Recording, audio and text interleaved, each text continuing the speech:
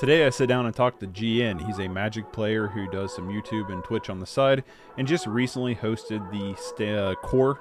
I want to call it something different. The Core or Peer Pauper tournament that was just not too long ago. I took a part in. That was really fun. Kind of stripping back Pauper a little bit to see what the format would look like in a different lens. And I sit down and talk to him about grinding Magic, hosting the tournament, content creation, why he got into Pauper, some other formats he's played in the past, all while we shuffle up and play each other in this week's player profile. Hello, I'm going to do a video today on how to play faster on Magic Online.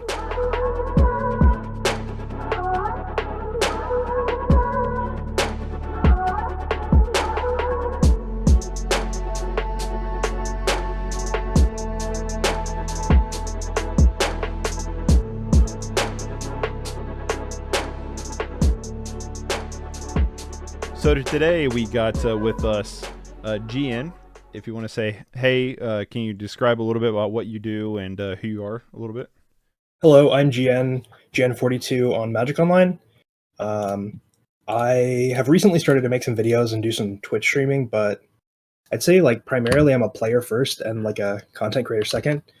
You can see me like playing in the Pauper queues, getting trophies, and playing in the challenges most weekends. Right on. So I like in terms of like content creation and stuff, I know you have YouTube and you streamed on Twitch the tournament. We'll talk about the tournament here in a minute that you hosted. Can you just talk a little bit about like your content creation and like what you decide, like how you decided to start posting stuff and kind of like what you do there?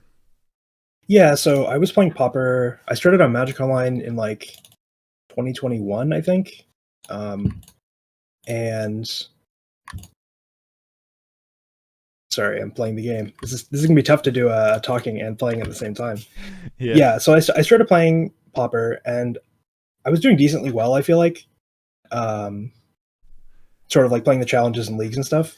Mm-hmm. And one of my buddies in real life was like, yo, you should post some videos. And I'm like, no, I'm terrible at talking. Like, I have no video editing skills at all. Like, you can still see my videos. Sometimes there's just like black at the beginning. And because I like messed up the video edit, but I don't want to go back and like re-upload the video. But yeah, he basically was just like, no, you should definitely just upload videos, even if they're terrible, because people want to see what you're doing. And so I just sort of uploaded videos whenever I feel like I have something worth sharing. Right on. So do you mainly just play in Pauper, or are you playing like other formats and stuff too? I play all the other formats. Like I have a rental account on Magic Online, and I play a decent amount in paper. Well, I used to play more in paper, but so I play the other formats. But I think I'm most competitive at Pauper, and all my videos are in Pauper. So okay, what about Pauper kind of drove you to this format? Well, the accessibility is certainly nice. But I honestly, I think historically, at least, the Pauper gameplay has been really good. Like, a lot of the games are super interactive. Like, the decisions you make in the game really matter. Mm-hmm. I feel like a lot of the time, and also the like the deck building also really matters a lot of the time. Like, if you're coming prepared for some matchup, you can put cards in your main deck, put cards in your sideboard, and really influence that matchup. Whereas sometimes in Legacy, maybe you'll be playing in some combo deck, and you might have 5 hate cards in your deck for their deck, and they're just going to dress you on turn 1 and then kill you on turn 1. And like, it didn't matter what you had in your hand because you just died. So right. So I found out about you through the tournament you hosted. You hosted the Core tournament. I played in it. It was a lot of fun. Can you kind of talk about like what made you decide to like try this out, and then 2, like going about like organizing it and stuff? Like why did you decide to do the Core route, and how'd you go about organizing it? yeah, so initially I sort of was like, would it be a waste of time to do a Pauper tournament with a custom ban list? Because a lot of the players sort of in the competitive community and in the familiars Discord, where we all like to complain about how they should be banning stuff and they're not. And we're like, well, we can't really influence whether or not they're going to ban cards. So why don't we just make our own tournament with our own ban list? And we're like, well, that'd be fun, but then everybody's just going to argue about what's on the ban list, right? Like, Right. Some people think Swiftspear is too good. Some people think the bridges are too good. Some people think, synthesizers too good. Who's to say? So we just came up with a rule that was like no supplemental sets, and then that was also an easier thing to advertise. Just be like, Mm-hmm. hey, um, there's no supplemental sets, but you can do everything else. And then I got some help from some people on the Familiars Discord, like setting up the tournament and advertising it, and yeah, it was a lot of fun. Right on. I thought it was pretty interesting to just see like what the format would look like if you did, pitch away some of these like Swiss Spear and the bridges and stuff. And what was your thoughts on the result that it was kind of similar? I honestly wasn't surprised, and I've heard a couple of people who were like, "Oh, this doesn't solve the problems in the format. Mm-hmm. It's just going to be the same best decks." And I'm like, "Yeah, well, like, I wasn't proposing this as a permanent solution to Pauper's problems. I just wanted to do a one-time fun like tournament, you know." Right. So I'm not really surprised that it was the same decks. Like the mono red is still very good, and that the Terror decks are still really good. Um, but I mean, it wasn't a super long term thing. I was just kind of doing it for fun. So Right. Do you think you're gonna do something like that again? I'm certainly open to it if we get enough people. Um, but I don't have like direct plans for like a date or anything. It'd probably be like 6 months out or something if I had to guess. It was a lot of work, more work than I expected to do the tournament because I have no experience like recording those interviews. I'd never done anything like that before. I have no experience running Magic tournaments. I mostly just play Magic tournaments. So I mean, it was pretty cool. It was pretty interesting. I was kind of surprised, I guess, for me, like being an outsider looking in, like how little actually did kind of change. Like I kind of yeah, expected like there to be a little bit more of a flux, but I guess it kind of just shows like kind of some of these core decks how good they are, and then they just get the bonus of being really solid with just having good cards. Period. So it was pretty interesting. I definitely went on the fringer routes. Um, yeah. It seems like but you did pretty well though. yeah, I didn't do bad. I was pretty content with my run. I paper cuts S tier deck, so I mean that helps too. But no, like in all honesty, because we've talked about in like my Discord community and stuff about how like we've kind of been interested in doing something like Pauper Standard, something that's even a little bit more limited than what is currently going on. So, as someone who's like looking at that, when you went about organizing this tournament, like how'd you go about organizing it? What made you go through Melee? How did like Melee kind of work? And then like how did you structure this tournament to be played online? Well, to be honest, I didn't know. Like, I didn't even consider doing anything other than Melee. Like, I mean, I guess I could have run it through like Gatherling or something. I don't really know what the other options were because a Mm-hmm. lot of the big tournaments in my area and even in paper will use Melee. So I'm just like, okay, it's free. I can just set it up Okay. there, um, and then I can just give people a link and they'll supposedly do everything for me. There were some hiccups, but for the most part, it was good. I think, Do at least from you my perspective. I'll say it seemed pretty smooth on my end. My tournament was pretty hectic because our heat pump had went out and my uncle was over fixing it. So like we were kind of Yeah. running around ragged trying to get that figured out. Um, but outside of that, like, would you do Melee? Would you, if you ran again, would you run through Melee again? I would, yeah. I think the main mistake that I made was, well, there were a couple things. One, I would definitely make deck registration work all the way up till the tournament starts. Mm-hmm. Um, because I think a couple people missed the deadline, and then I had to go in and edit and make sure that the deck registration was all the way until the tournament starts, anyways.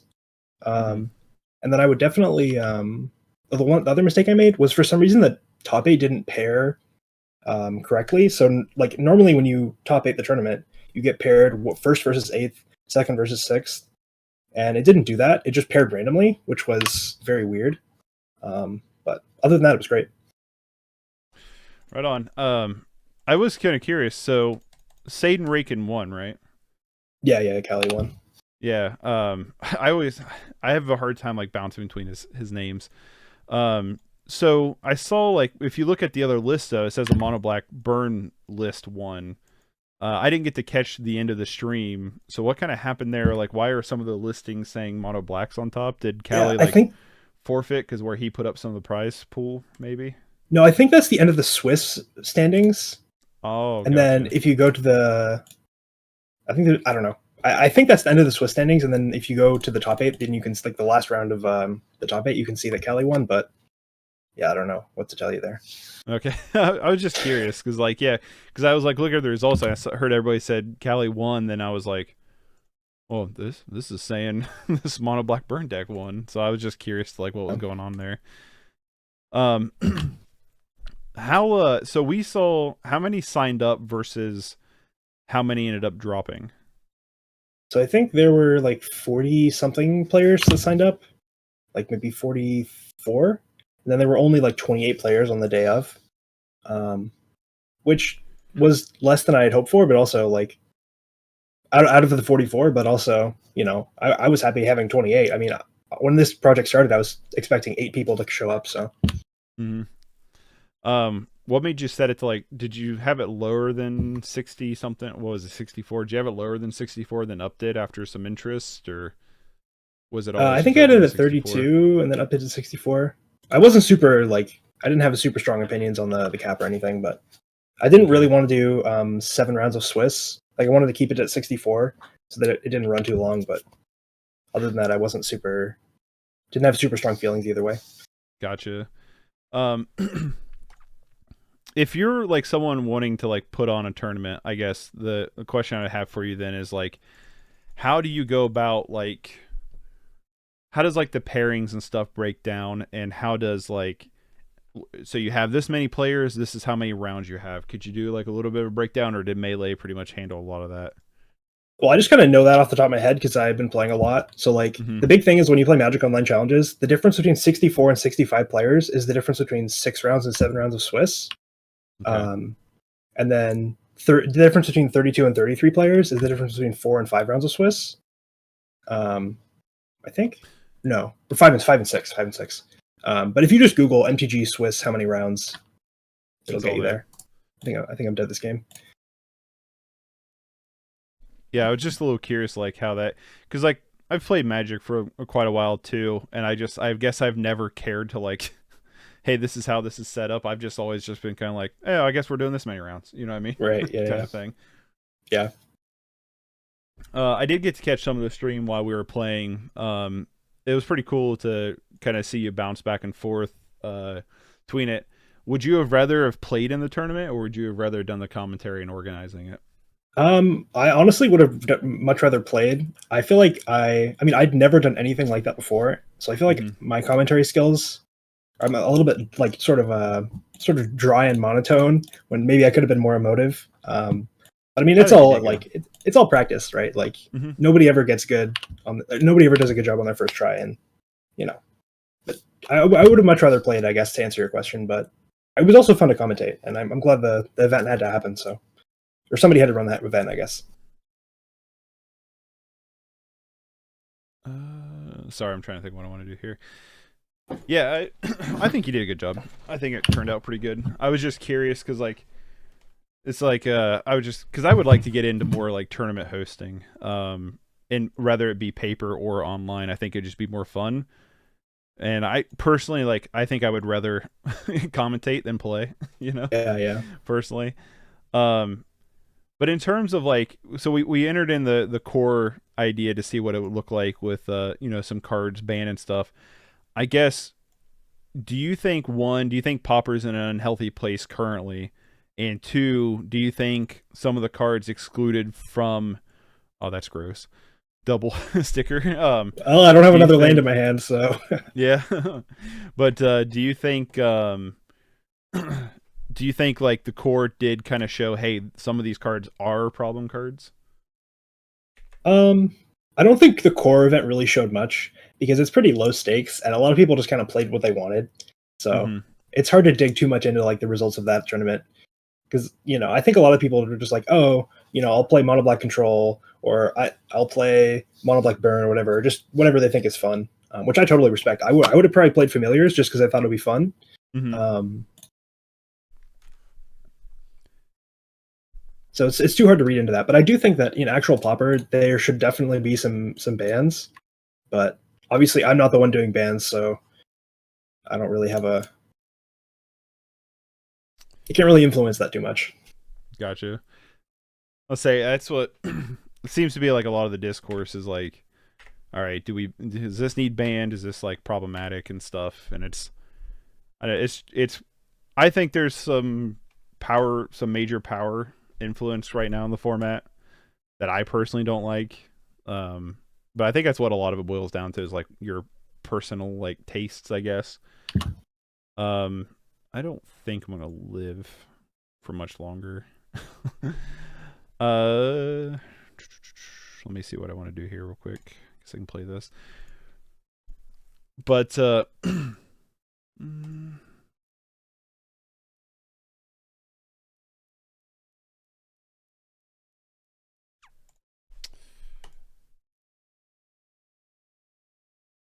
wait, I should have done that differently. Oh well.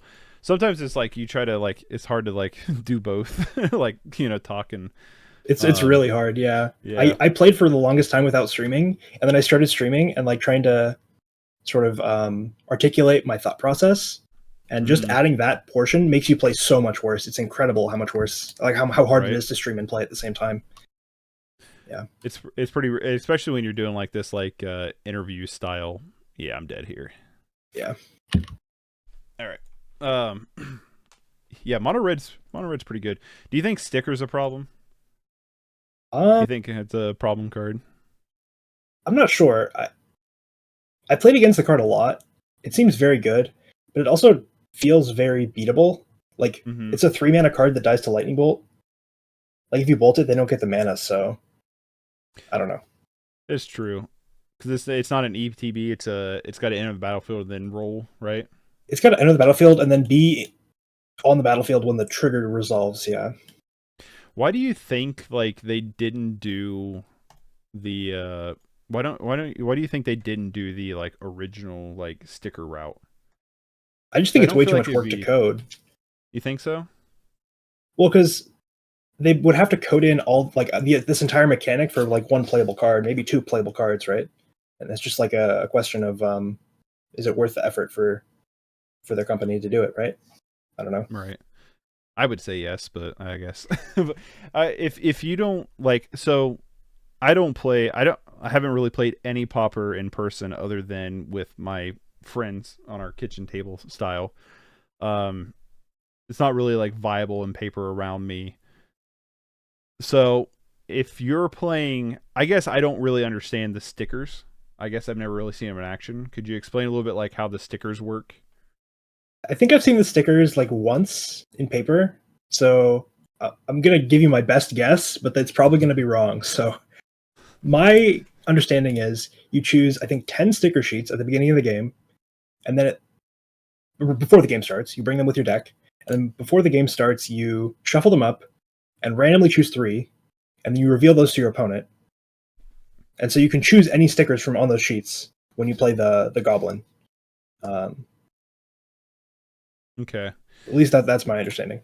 Because it seems like from what people are saying, it's a lot less consistent than what the online one is. It seems like the D20 hits a lot higher, a lot more consistent than what the stickers do. That's what it seems like. That I honestly haven't played enough against the card and paper to tell you, but I think it's about the same for the first couple, and then like the third and fourth ones are better on Magic Online on average. That's my understanding. Okay. So when did you get started into Magic? So I started playing Magic. I think my first like actual Magic product was like an M10 starter deck. So that was like what, 2009. I didn't play like sanctioned events until around like the Magic Origins Battle for Zendikar era. Okay. Where I started like drafting every week. So yeah. Whiff. Have you been like any kind of like a tournament grinder or anything? Like, what's your play history? Like, are you going to the tournaments all the time, or?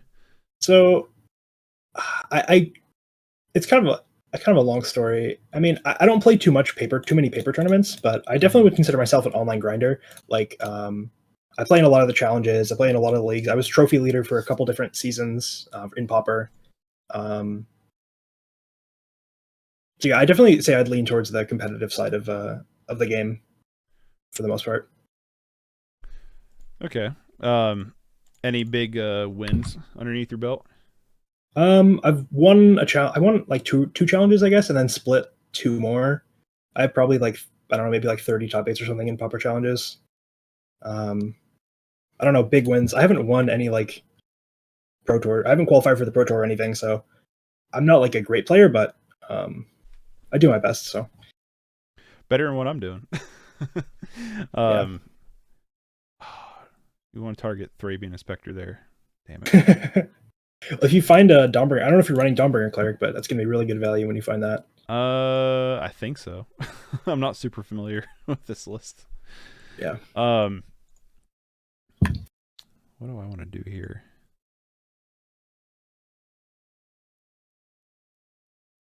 But yeah, I got into Pauper like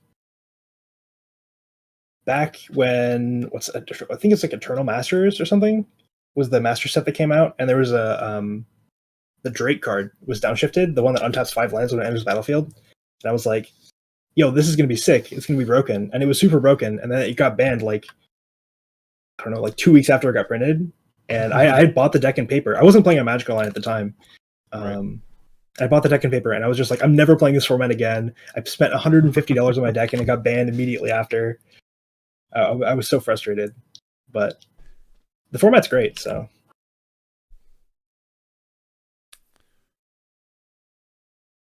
Have you played any Arena? I just recently like started diving a little bit into Arena. It's been pretty interesting.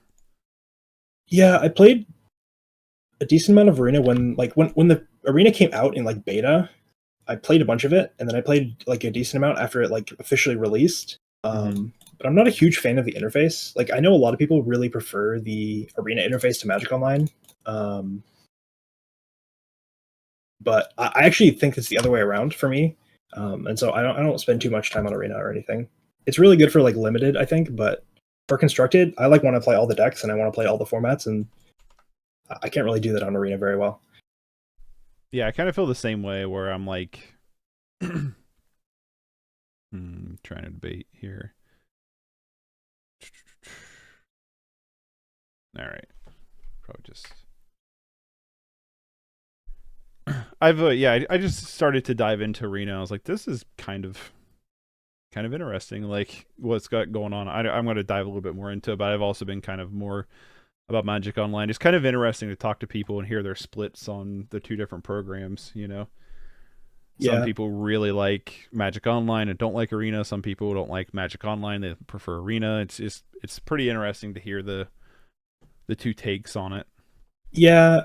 I think Arena is really good for introducing people to the game. I mean, I'm sure Mm-hmm. you probably have heard that opinion a million times, but yeah, I think it's better for introducing people to the game. The nice thing about Magic Online is that you can play against like the best in the world. Like you can play against pro players and you can win money doing it. Um, which like I don't really care that much about making money off Magic. Like it's a hobby at the end of the day. I'm Mm-hmm. spending my time with a hobby, but it is kind of fun to like play against the best and like enter these big tournaments and put yourself to the test. Counterspell. What do you think the best deck in Pauper is right now? Or what's your favorite deck? What do you think the best deck is? What do you think your favorite deck is? My favorite deck out of like ones that I would bring to a tournament or just overall. Uh, Overall, like, what's your favorite deck overall? I'd say definitely Familiars is my favorite deck in Pauper. It's just like such a fun. It's such a fun and rewarding deck that like even after you played it 100 times, 150 times, 1,000 times, there's still more to learn. Mm-hmm. Um, and then also, I think that Mono Red is the best deck probably. Um, I think the best decks are Mono Red, Mono Blue, and Blue White Affinity. I think pretty clearly are the best three decks. Triple blocking. My poor little Thrabes.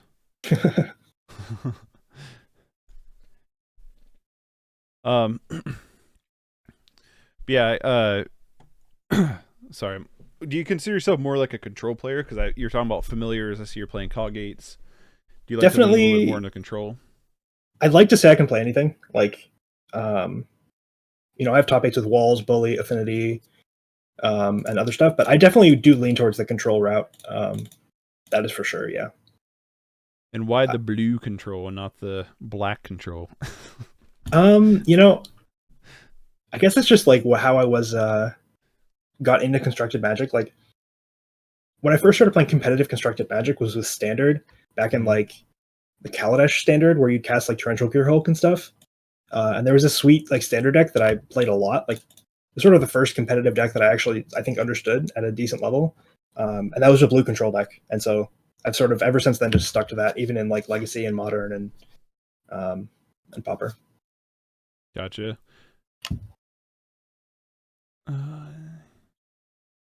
Not very exciting. That's what I've always been for control. The only control I've liked so far has been black, black control. For some reason, I've just leaned into that pretty hard. It's interesting to like, and just Magic in general, to see a lot of people's like different like play styles and stuff kind of evolve, which I think is pretty fun to see. Yeah, honestly, I think that's what makes the game so great is that like everybody has their own style, right? Mm-hmm. Have you played like any other TCGs or like any other games, or is like Magic like it? So I played a lot of other games. As far as TCGs, I played Hearthstone a lot when that game came out, like first released. I don't know Mm-hmm. if I probably played for the first like I don't know 2 or 3 years of that game's existence.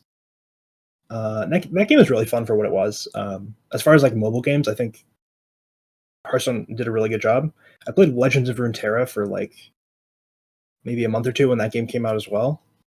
Um, and then as far as other games, I played a lot of Dota 2. I played a lot of Path of Exile as well. But right now, I'd say I spend the majority of my time on Magic the Gathering. Gotcha. What about Magic's like held you here for so long? Um, I don't know. I think it's just the other like hanging out with other players and just having a good community. I know like when I first started playing Pauper, I was sort of playing on Magic Online by myself, and then I sent a Discord message to Callie, and he's like, "Oh, you should join the Familiars Discord. We can like talk about the deck in the Discord." Um, and then just having a community that is like always looking to improve and like um, people to crack jokes with and hang out with has been a something that sort of keeps me playing Magic at least. Gotcha. Um, sure. I'll try this. No, sir. Yeah. Dang it. Well, I'll kill the sacred cat, I guess.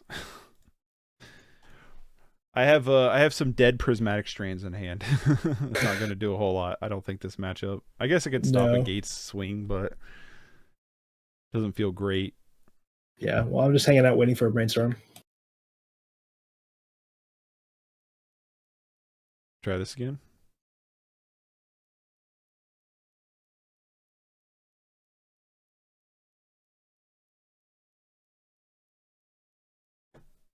But yeah, I definitely think for me at least, like playing on Magic Online is like probably just the best way to improve. Like for at least for how I engage with the game. Like you can just play against such strong opposition a lot of the time that yeah, it's really good for improving. Right.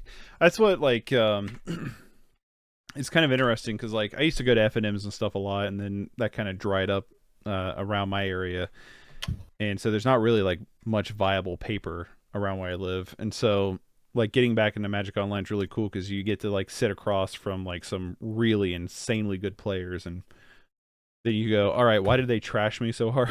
You know what I mean? Like Exactly. Yeah. try to figure out Exactly. what's going on, and it's been pretty interesting experience to play against some of them, and it's pretty cool because like Magic Online kind of has its own like sense of identity when it comes to community.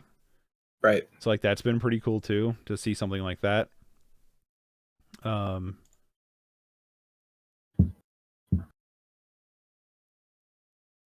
Get him with the burbs. Bird Massacre. Oh no. Oh wait, wrong Oh, card. that's not going to work. Well, if I didn't point what, see, that's what. Yeah, I'm like focused on like talking, I guess, a little bit, and just play the wrong card. When I did another interview where I journeyed to nowhere with my own creature, thinking it was a mutate card. I was like, wait, what happened? Yeah. Man. When you're like doing like a tournament, you're doing like these challenges and stuff. Is there like a like certain headspace or like certain kind of like how when you're going into it, like how do you prepare for it? Is there like a certain headspace like you're pumping yourself into or something? I definitely like to listen to music when I play, which probably is not the best for my performance, but I just kind of want to have fun with it, and that it definitely helps. As far as like preparing, I don't know. I just play the game a lot. Like I probably play like 1 or 2 leagues every day on average, and so I feel like I have a decent understanding of the format and what's going on. Right. But I don't know. I just play my best. Hope it's good enough. Sometimes it is. Sometimes it's not. That's the game, I guess. I don't know. All right. Now I'll try this. Probably gets countered this time though, right? Dramatic strands. Well played. The old prismatic strands mirror match where nobody attacks into the opponent. Right. They can't get through. So I kind of want to go back a little bit to the core tournament stuff with content creation stuff. What's kind of like your I guess what's kind of like when you're looking at creating content or hosting these tournaments and stuff, what's kind of your like goal or aspiration for it? Well, I mean, if I can like help people with content, like that would be cool. But at the end of the day, I don't really have my goal is basically just to have fun and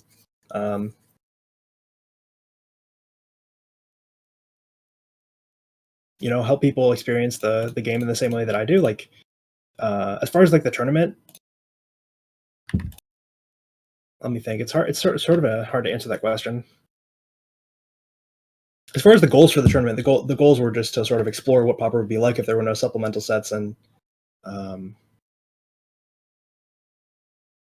just sort of like get a break from the meta, because if you queue for a league, you're going to get paired against mono red probably like 3 out of 5 times, and that sort of gets boring after a while. So just having a break from that, is definitely nice.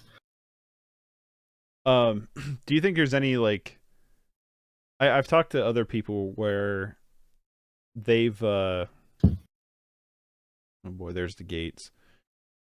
Where they've it's got to get into like a tricky like play lines with gates, I feel like. Yeah. Oh, there's this. That's a card that exists. That is indeed a card that exists. Okay, who do I want back then?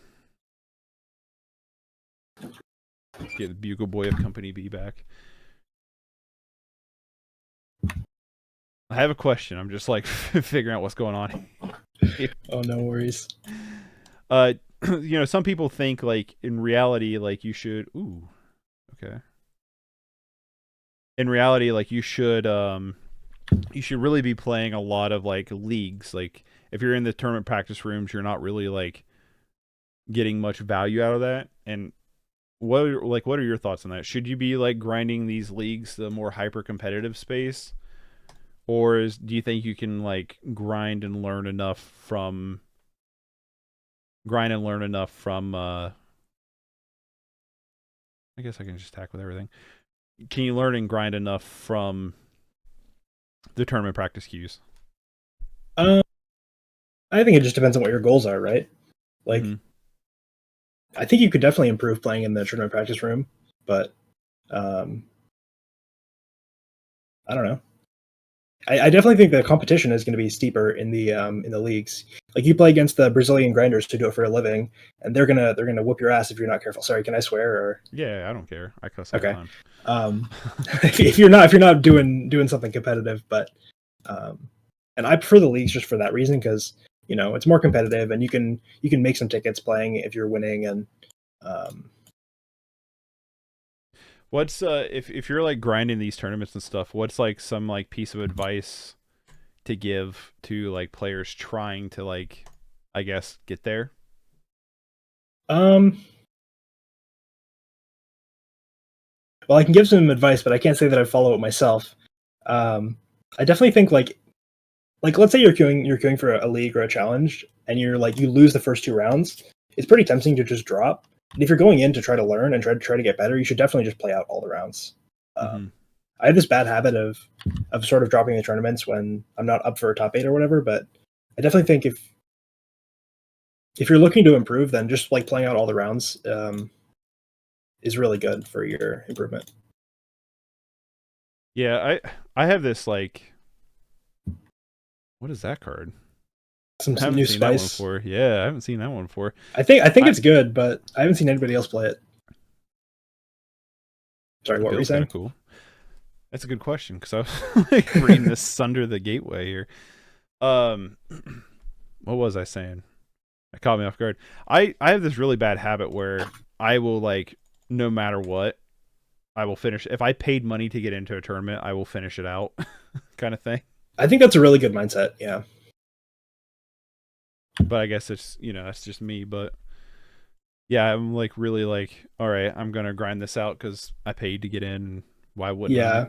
Well, for me, the Saturday Pauper Challenge starts at 2 a.m. on Saturday, so Mm-hmm. I usually stay up until 2 a.m. and then start that. And if I lose the first two rounds and it's 4 a.m., I'm going to bed. Like, Man, I'm so sorry. like how long does that last then on the popper challenges if it starts for 2 a.m. for you? Like how long is that So running it's for? usually 6 rounds. So if you don't make top 8, it's like going to be probably like 5 hours ish.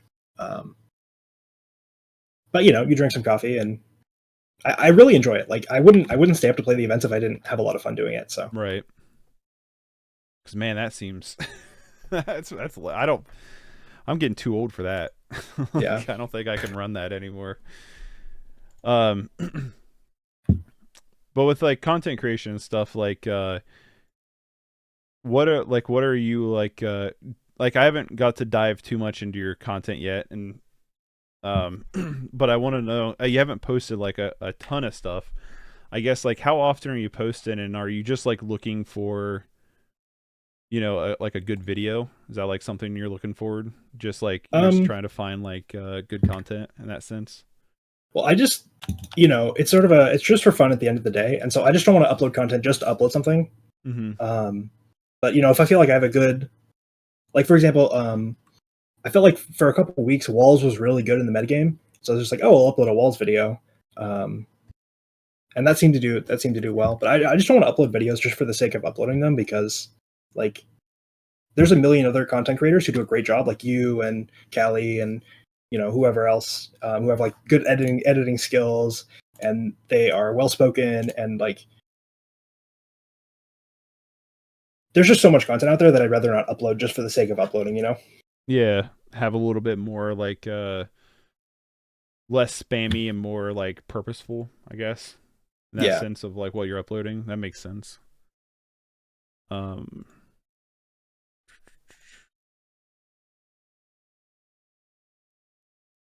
I don't yeah. know. I've The never done ending prismatic strands flashbacks between both. Sorry, I yeah. didn't mean to cut you off. What were you saying? Oh, I don't even know what I was saying. You've done both. Nothing What were you relevant. saying? Oh yeah, I recently I've been doing more of the Twitch streaming type thing, just like on the challenges. If I'm playing one of the challenges on the weekend, I'll stream that. But it's Well, really hard. Like playing and streaming is way more difficult than I ever would have anticipated. It's right. incredibly difficult. Yeah. To me, I feel like this is like doing these interviews is even more difficult. Yeah. Oh yeah. Because like with the chat and stuff, the chat can kind of guide the conversation a little bit, and this is where you're gonna like try to guide it and play it. It's a little bit difficult. Um, but I was about ready to ask you, if you had been streaming very much and like kind of like how you've went about doing the streams and stuff.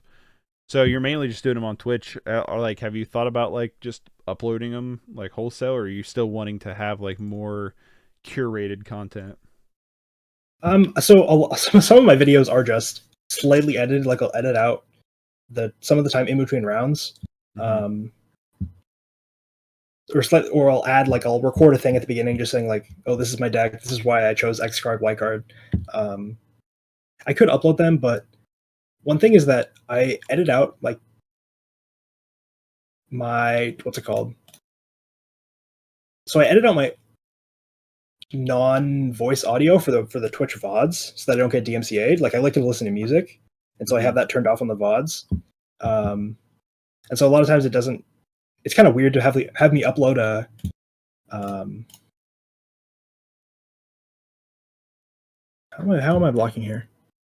I guess it doesn't really matter. I'll just do this. It doesn't really make sense for me to upload a Twitch VOD when, like, if I'm watching a YouTube video on Twitch on my Twitch stream, it's just gonna be muted in the YouTube VOD. It's just gonna be a bunch of dead air for 10 minutes. Yeah, So makes sense. Are you just mainly streaming Magic? Like, have you thought about covering anything else or doing anything else?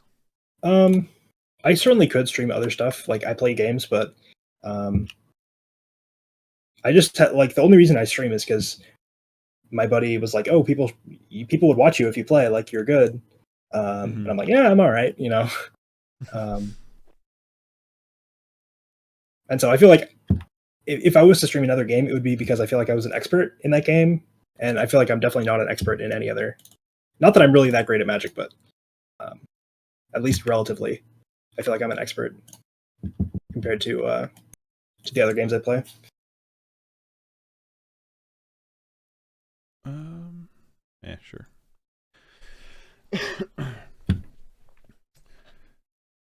Yeah, this is a weird, This a matchup weird is matchup. very weird.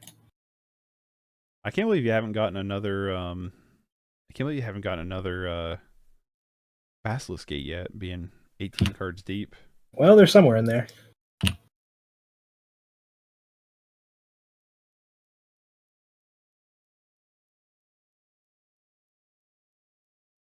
Um, actually, hmm. You can return the Skyfishers, play the Skyfisher, pick up the Cleric, and then destroy the rest of the enchantments. But I didn't even think about that. You're totally right. Whoops. well, this works too. Yeah, I didn't even think about that. I mean, that's a better play. That's always I the guess scary that's thing where. playing Dawnbringer Cleric versus the Core Skyfisher, or playing the Journey versus the Core Skyfisher decks is that if they ever get one Dawnbringer Cleric, they just unlock all their stuff.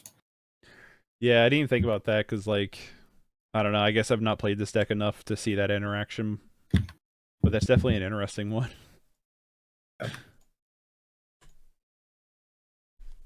I know you got the other P strands, but I mean, I'm not doing much Yeah, of anything else, so. I guess I'm doing this.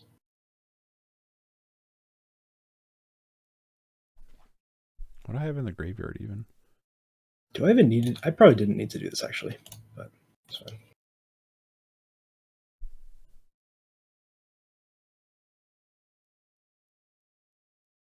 Yeah, I don't think. I think with that Basilisk Gate and the cats, I'm not gonna. I think this game's pretty well wrapped up. I don't know. I guess you're like what through most of your P strands, I think if you draw but a Guardian's Pledge on this turn, maybe you have lethal. mm, It's only have 4 flyers, so probably not. But yeah, I don't know because you're gonna go up to like. I don't do math very well. 25. math is hard. Yeah. Yeah, not my strong suit. Uh,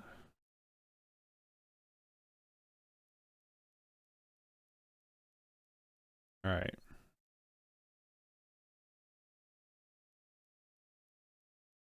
Hopefully, you don't mind me asking you questions. But do you have Yeah. any tips for people who are trying to look to get into video editing? Because I have like basically zero experience, and I would consider myself very, very bad at video editing. Do you have any tips for that? Yeah. So I free software Yep, because that's it what I'm gets very using. expensive. Yep. I'm a big fan of DaVinci Resolve. I think DaVinci Resolve is a really fantastic linear editor. Um,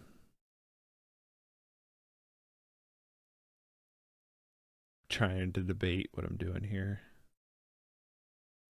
I think DaVinci Resolve is a fantastic linear editor. It's free.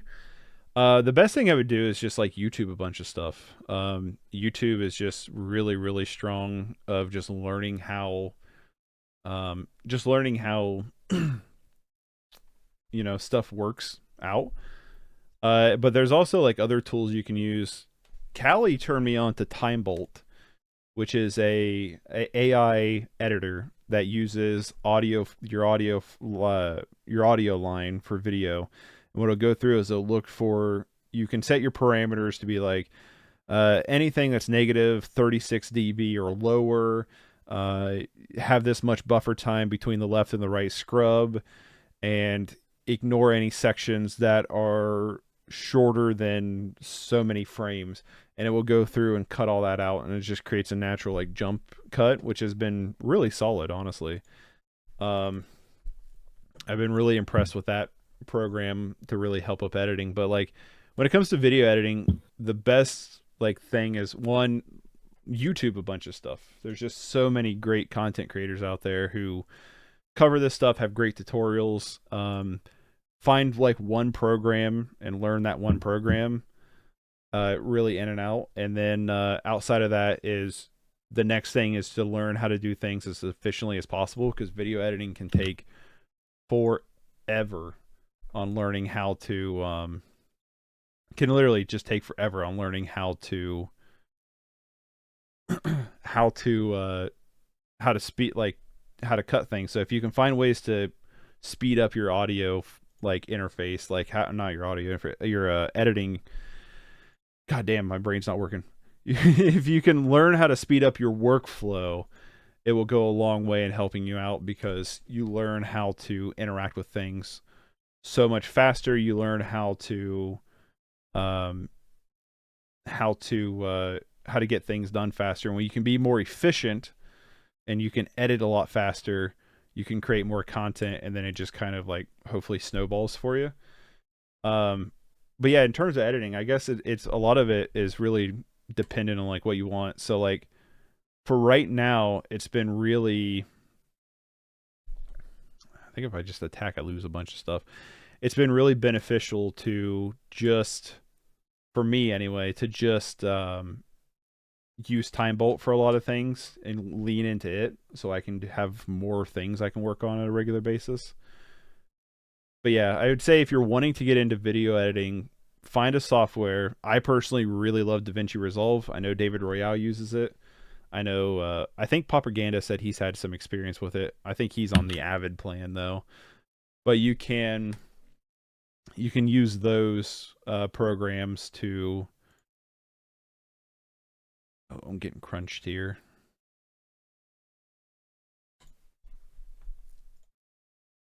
You can use find like one program and then just go through the rabbit hole of like learning, what you want to do with things. What are you using right now? So I was using, I think it was called Lightworks, and then that was okay. And now I'm using something called Caden Live. I don't know if you've heard of it. I just Google free video editing software, and that's what came up, because I don't, I'm not going to make any money off this, so I didn't want to spend any money on it. Right. But I would definitely be down to switch to whatever you said, DaVinci Resolve. Yeah, DaVinci Resolve, it's free, but they have like a paid program too. Right. They have, certain things behind a paywall, but I've used it for years now for free. I'm getting to the point where I need to buy it, because I'm getting to the point I want some features. The camera I've been shooting on recently uses codec that DaVinci Resolve doesn't like very well unless you pay for it, which is H2 H264, H265. It doesn't like that very much unless you pay for it. So I'm getting to that point, but I've been using it free for a long time, and it's been really solid. So really big fan of it.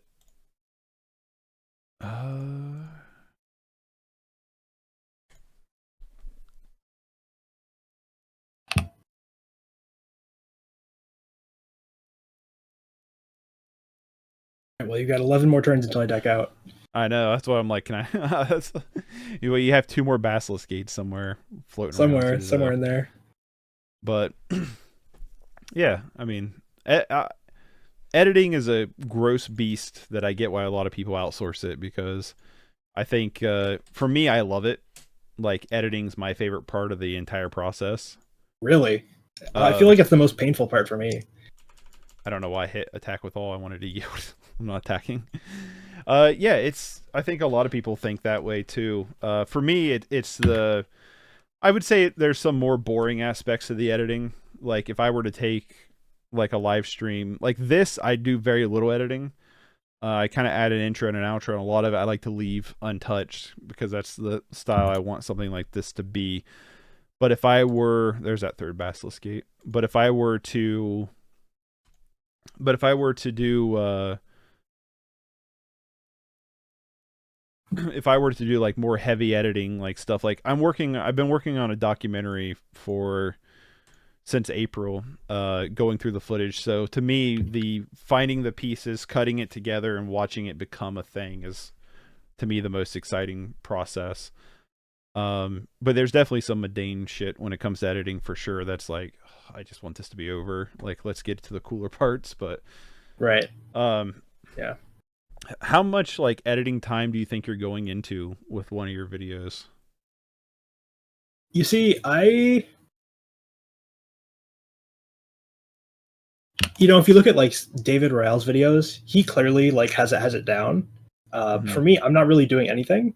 Like I'm basically just going in and like if let's say I'm recording a league, I'll just go in and clip the parts of the league that are relevant, and then add in like a thing at the beginning and a thing at the end. Mm-hmm. And that probably takes me like, I don't know, 15 minutes to do. But then my video card's really bad, so it takes sort of forever to actually render the video. And then I have to like upload it to YouTube and sit and wait for it to upload, and then like fill out all the YouTube details. And I Mm-hmm. don't know, that all combined probably takes me like, I don't know, maybe half an hour or something. How long does it Yeah. take you?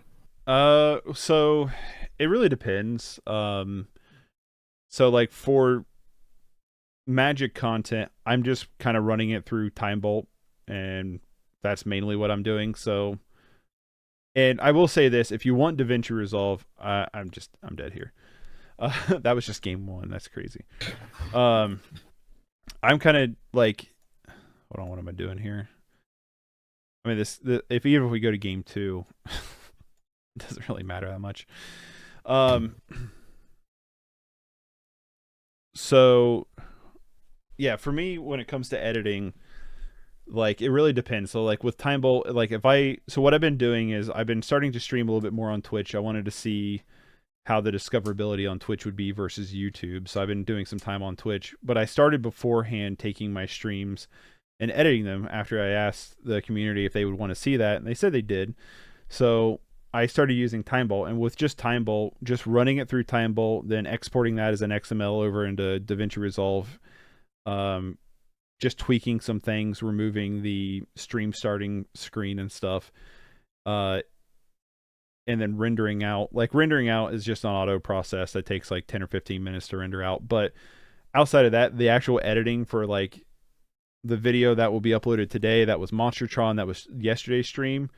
Uh, I don't know, 30 seconds, maybe 30 seconds to a minute.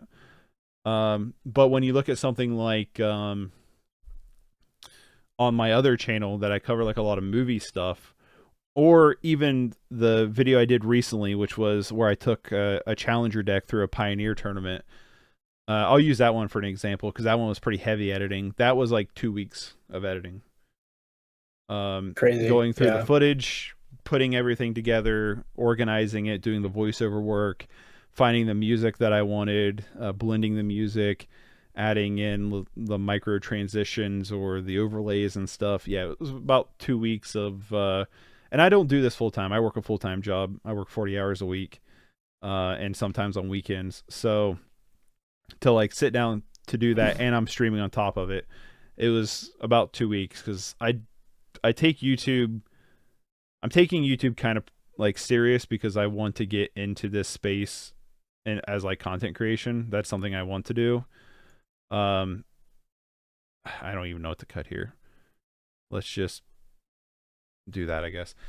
Um, So is it I easy want. for you to stay motivated? Let's say you're on week or day like 8 of editing this big video that you're excited about. Are you still motivated like the whole way through, or does it get hard halfway through maybe? It depends on how I think the video is going. So like the Pioneer tournament one where I took the Challenger deck, was from start to finish really exciting because a lot of like really funny things happened like at the tournament that added up to it. So like the fact that somebody no showed to the one of the rounds was really funny, or the fact that I hit the buy at the end was also really funny. So I just had like just fun coincidences that happened while I was at the tournament that really like helped the video out. And so I was through the day as we were filming the video, I was thinking of how I'm going to edit this video uh, when I get into the editing process. So for me, it was really easy to like just churn through that video because it was easy to see like what path I wanted to go. And as it was coming along, I was like, yes, this is really turning into like what I had pictured. But I've had other videos where it's like it has been a bit of a slog to get through because it's like, this isn't really turning into the way I want to, and I'm losing kind of that motivation to get it done. And I've left several videos on the cutting room floor that's never been finished, even though I put 10 plus hours into it, just because this isn't really turning into like what I wanted it to be. Which sucks when you have limited time to begin with, you know? Yeah, So yeah, that kind of sucks, but it is what it is. So you just got to yeah. deal with it, I guess, as it goes. Yeah, there've been a couple times where I recorded leagues. So I was like, "Oh, I'll upload a league with this deck to YouTube," and I realized halfway through that the deck was terrible, but I just wasted like 2 hours talking to myself. And it's just like, oh, it's Right. rough sometimes. I think that's like for my Magic content why it's been so much nicer in terms of like figuring out where I want to go with stuff because um I've been able to like I've been able to let's I want that standard bearer back. I've been able to have the chat to interact with. So Right. having the chat and stuff, even if the deck's really bad, I'm not playing really well, and streaming every day, there's definitely days like I don't want to like play Magic, I guess, or stream just period, or I'm just like not in the mood for it. I think having chat really helps excel that, and I think it adds in the like entertainment value to be like, yeah, I can still upload this because I had the chat interaction. Um, I don't know, like outside of like YouTube and stuff like what you're doing, but do you ever find like it's I know you're just doing it for fun and stuff, but you're talking about playing and stuff a lot. Do you ever find like it's hard to find time, not even just for content creation, but hard to find time just to play sometimes? Yeah, definitely. Yeah, I mean, I feel like if it's something you're passionate about, it's you know, I think most people can find time in their day for something that they're really passionate about. Mm-hmm. You can make time, but yeah, it's always a struggle. Um, I don't know. No, I get it. I get it. So how much of the tournament have you got uploaded yet? I know you uploaded Um, Callie's deck tech. so oh, it's kind of a nightmare because as I was saying, so I have my Twitch the music muted on my Twitch VODs, right? And Mm-hmm. so what that means is if I want to upload the tournament, what I have to do is go into Twitch, edit all of the actual. Well, let's rewind. So what I was doing was I was commenting over the matches, and then I would pull up a YouTube video that was unlisted on my channel, and then Mm-hmm. run that for the interviews, right? Um, but the issue is that those are muted in the VOD. So if you go to watch the VOD, those are all going to be muted. So I have to in the editor. I'm going to have to upload all those videos throw all those videos into the editor, and then in between each of the rounds, play those videos, and then like edit it so there's just the rounds going. And I barely just got started on that. Um, So why are why is the videos muted? Like what so happened there so they're muted? So I was told to do this by some Twitch person, like some streamers who know what they're talking about. Um, but if I want to listen to music that's copyright during my stream, I have to mute the music on the VOD. And the easiest way I figured out to do that is to just mute my desktop audio in the VOD, right? Like I think it's like an audio channel or something. I'm not an expert in this arena. So I have the audio channel for my desktop audio muted in the VODs. But that just makes it annoying because then when I download the Twitch VOD, there's no audio for you can hear me talk, but you can't hear the desktop. So what are you using to stream then? I'm just using OBS. So the reason why I think that's interesting is with the VOD is you can set OBS to mute channels. That's what I did, yeah. So yeah, I guess that's what I'm saying. So like I don't understand like in the VOD like because you said you pulled up the videos on YouTube. You could have had a page open on OBS, a scene open on OBS that played the videos through a media file, so it'd all be a separate channel. Yeah, that would have been smarter. I didn't even think to do that. I didn't even think to do that at all. Yeah, so that was that's something that that was that would have made it cleaner too because it would have looked nicer. Yeah. Oh well, but live and learn. Yeah, so I guess like I like you know, the whole music aspects, like it feels like it might be a little bit of a hindrance in a way where for sure, yeah. It's creating like more workflow. I guess that comes back to you asked about like editing, so like I would say like it comes back to your workflow. You know, like you're doing something I guess proactively to hinder your workflow by doing something like that. So I get why that would be a hassle. Could it be a way where on the VOD, if you downloaded the tournament, you download like the tournament VOD, when you cut to those segments where you're playing the YouTube videos in the editor, if you already have the separate videos where you could just naturally splice them in over top of it? I mean, yeah, that was what I was going to do, but I'm not very good at editing, so that's going to take some time. I think what I was actually going to do is just upload the top 8. Just because like that won't take me very long, and then I'll have something out there on my channel just to have people watch. But yeah, I mean, yeah, definitely. Because I was wanting to. Is the VOD up on Twitch? Is it like accessible? It should be. It was public. I think it may have. It hasn't been a week yet, so it should still be up. Yeah. The one weird thing about Twitch is that if you don't like, if I start streaming and then 5 seconds after I start streaming, I change the title of my stream, Twitch will publish the VOD as the name that I started streaming with, not the name that I changed it to. If that makes any sense. And so I think that the stream is actually mistitled in my VODs because I'm not very good at changing. Like what I need to do was change the name of my stream title before I started streaming, but I'm not an expert, so I forgot to do that. No, I get that. Yeah, that's what I was curious to like if it was gonna pop up because I thought it'd be kind of cool to see some of the other matches because I got to see a little bit while I was playing. I was kind of popping in here and there, so I was just curious to see like what some of the other decks like. I can't remember the person's name, but there was that mono black sack deck I never got to see in action. So I was like, "What is going on with this?" So yeah, I think that deck top 8'd. Yeah, it was a wild pile. So yeah, I was kind of curious about that. Man.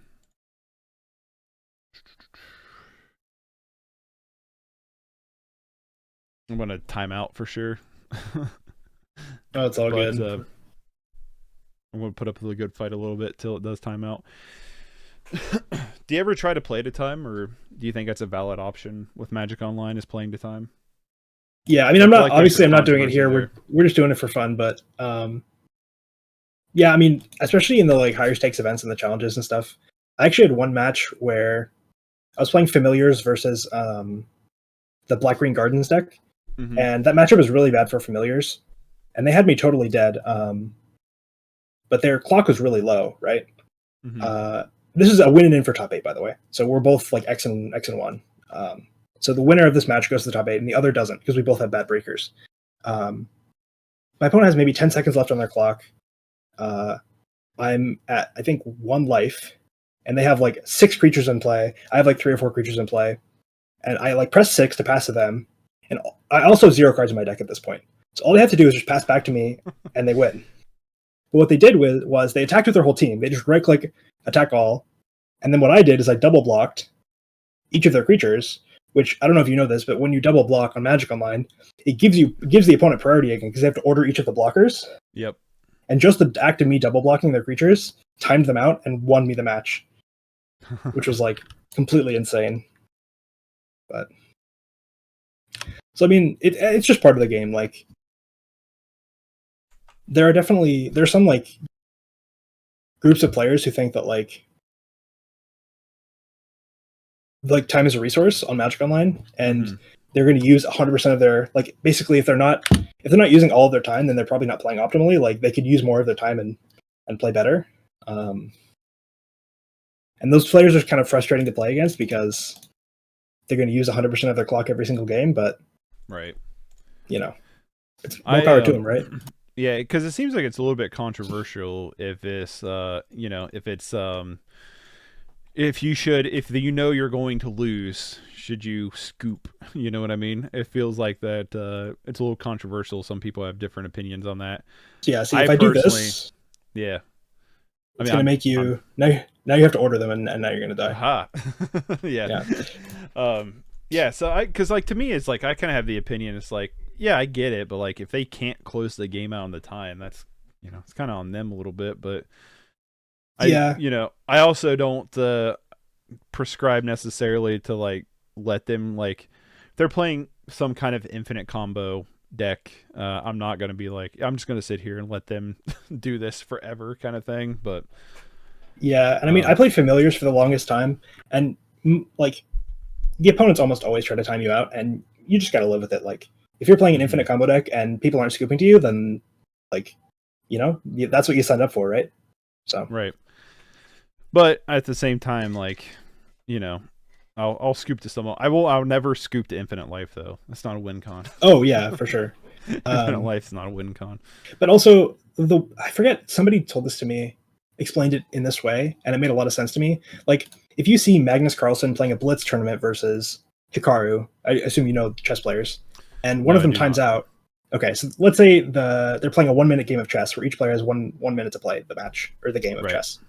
And the game is close, and one player is like slightly ahead at the end, but the other player or the players ahead times out. Nobody would ever say, "Oh, but they would be winning." So we should it's unfair that the person who timed out. It's unfair to the person who timed out because they would have been winning. Like, no, you both agreed to these rules where you have 1 minute to play the game, and it's totally fair to say that the person who timed out lost, right? So. Yeah, I agree.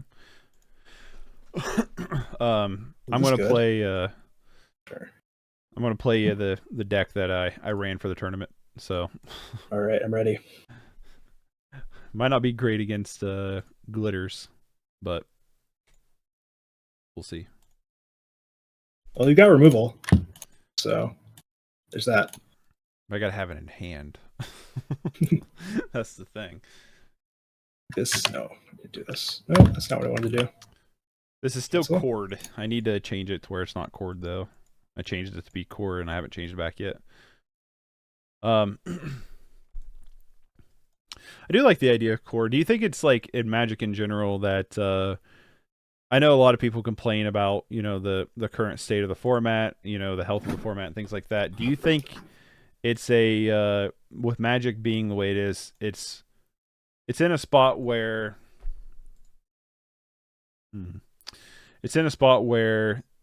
you could, if you're not happy with the format like this core tournament, that you could just make your own style and just try to get it going?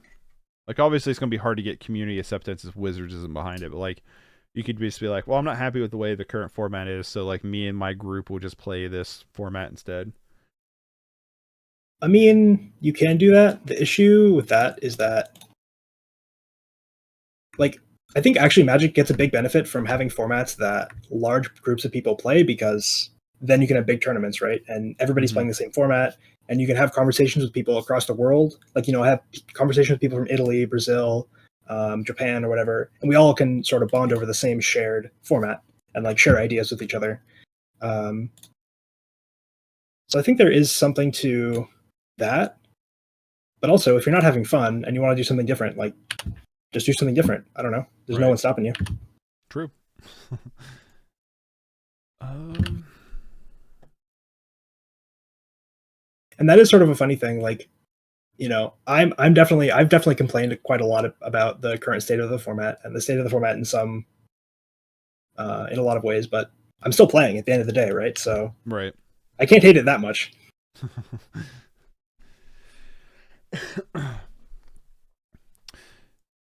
Yeah, I think like my thing with Pauper is I just like the expanse of cards that are in the format, but then two is just the price point. It's so nice to just be like, yeah, I can literally build a battle box for still cheaper than the price of a modern deck. You know? Yeah, for sure. So yeah. I know for me that's something that I personally really like is just the inexpensibility of it.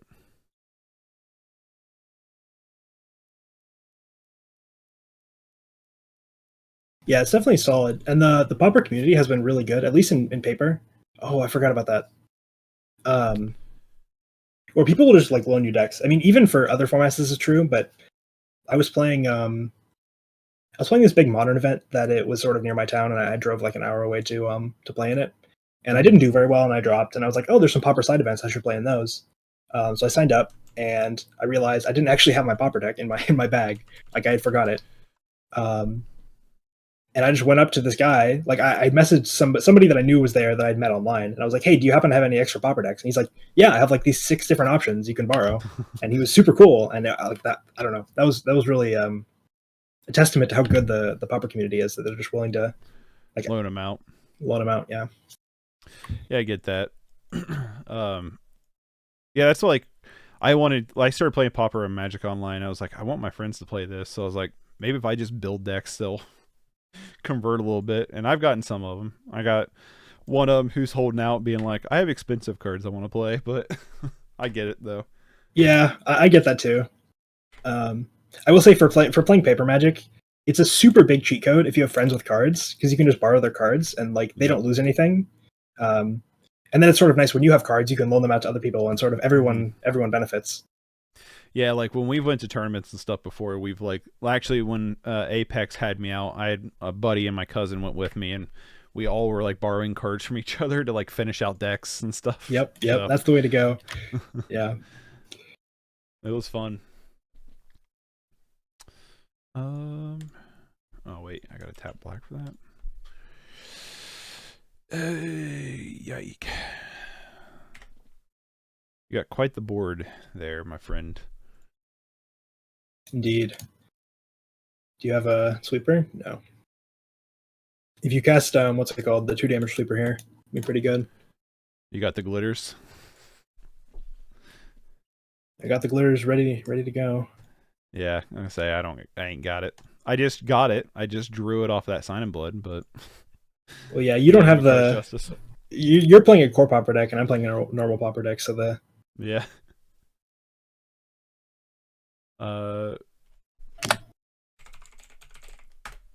Yeah. Pastor follows me a little. I think he follows me anyway. Oh, I thought that was you. Okay. Wait, I forgot to put my glitters on my guy. Whoops. Oh well. I'll take it. Unless it can flash. Not that I know of. Not that I know of.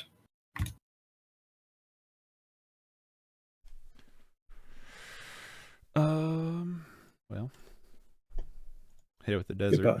The deserts have been like super impressive. Like people like I think if you're running monocolor period, I don't see just throw a couple of them in there. Yeah. Yeah. I mean if you can use the colorless mana effectively, it's definitely a really powerful effect.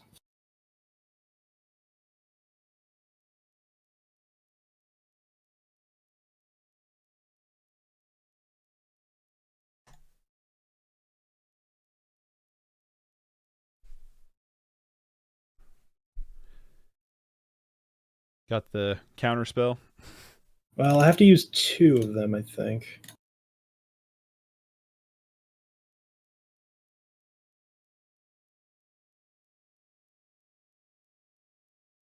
Oh wait, how much? 1, 2, 3, 4, 5, 6, 7, 8, 9, 10, 14.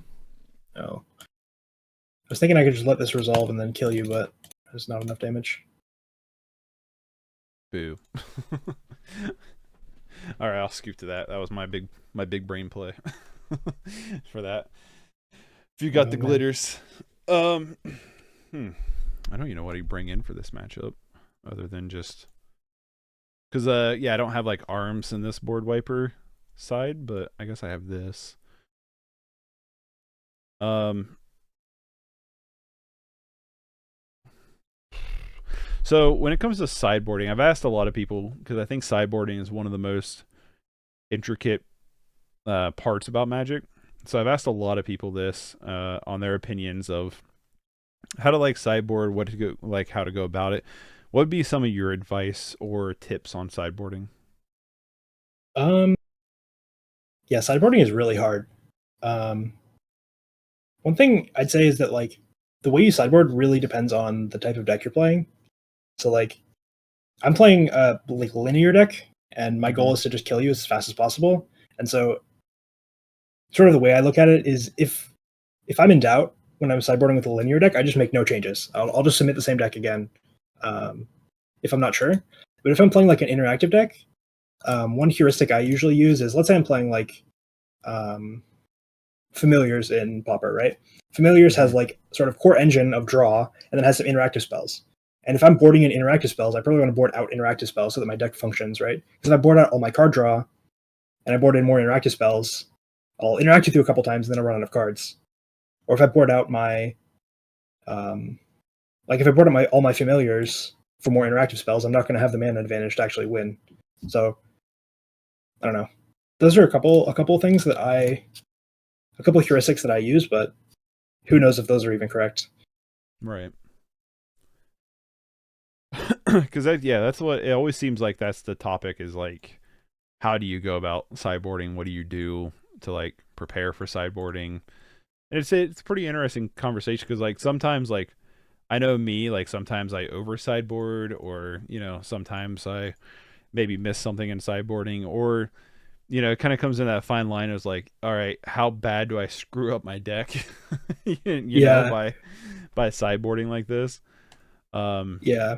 One thing I think more players should do um, is well, a couple things. One, I think more players should think about their deck as like a 75 rather than just like 60 main deck cards and then 15 random hate cards in the sideboard. mhm, Because a lot of the times it actually makes sense to like play some of the sideboard cards in your main deck and then you can move some of the main deck cards into the sideboard even when it doesn't make a lot of sense.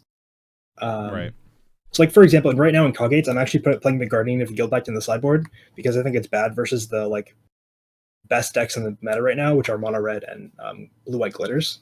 Mhm. Um,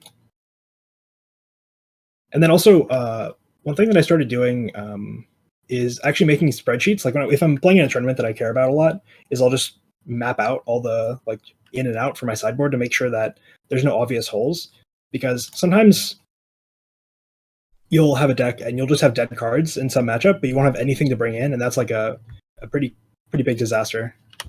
So that's pretty interesting. So like, how would you go about doing the spreadsheet?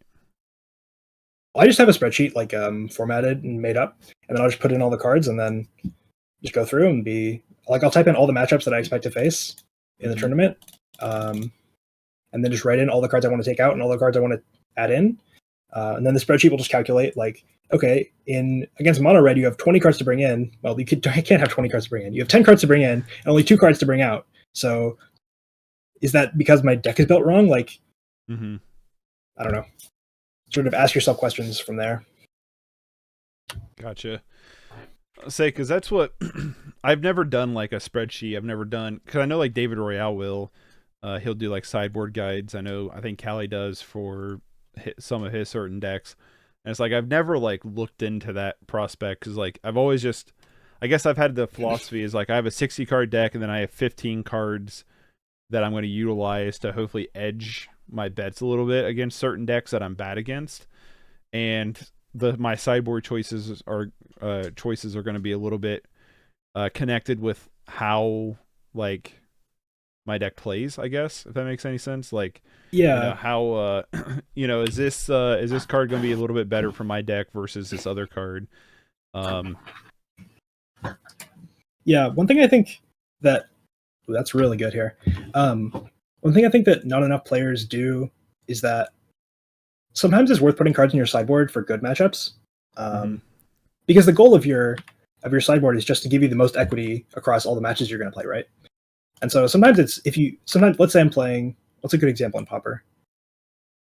Trying to think of a good match. What's do you know an example of a really good matchup in Pauper?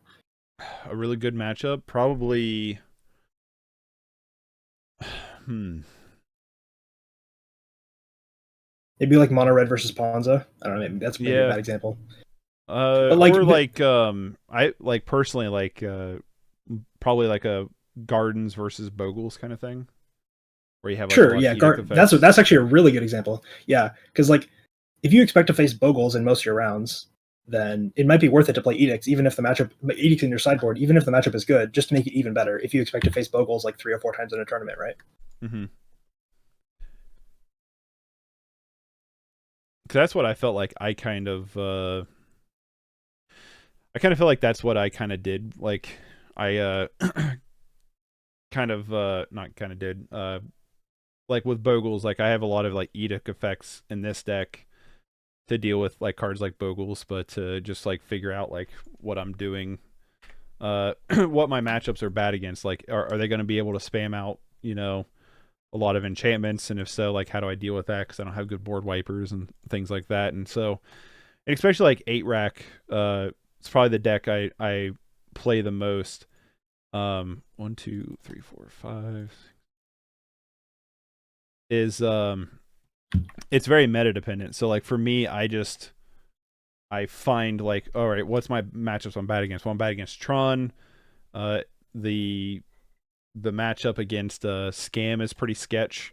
So like I'm like finding Right. like the pieces Yeah. that I'm a little bit leery on, and trying to figure out how I'm gonna like play against them and stuff. And that's what I'm kind of focusing on, because if I'm good against a deck like Murktide or Death Shadow or something, like I don't really have a lot to do. You know what I mean? I can just kind Yeah. of just keep the deck as is, bring in my ley lines of sanctity, and move on with my life. Um, Yes. Sometimes that's a good approach. Also, sometimes like I will just ignore a matchup. Like for example, if I'm playing familiars, I could play like 3 or 4 sideboard cards in my deck for elves and like try to mhm, beat elves because that matchup is horrible. But I think it's usually more worth it to just pretend the matchup doesn't exist, even though it's really bad, and just hope to dodge it. mhm. Ooh, top both. Powerful. Oh, I topped them wrong. Well, shoot. I still have enough mana to do it, but as long as one of these isn't rebuke. Um, but yeah. So and it's like, I think with Pauper, like I've played a lot of Pauper decks, but I don't think I've ever sat down and really like just grinded one out, like really learned the ins and out of one. I've just like bounced around between different decks. And I would say the longer I go, this like mono black control kind of shell is kind of what I'm more familiar with. But like in Modern, I pretty much have stuck with like 2 decks throughout my entire run with Modern. So I feel like I need to like sit down and like just play one. Do you think it's better to play a bunch of different decks, or do you think it's better to just like really kind of grind one out? Um, that's an interesting question. I mean, I think it comes back to whatever your goals are. Like, I think playing one deck can help you improve a lot Mm-hmm. faster. I've been holding this in my hand for like 5 turns. What was I gonna say? I think playing one deck can definitely be good. I found that like my like introductory experience to competitive Magic was playing limited, and Mm-hmm. I feel like learning the fundamentals of Magic, like attacking and blocking, and um, like mana efficiency and like mulliganing and stuff like that. Um,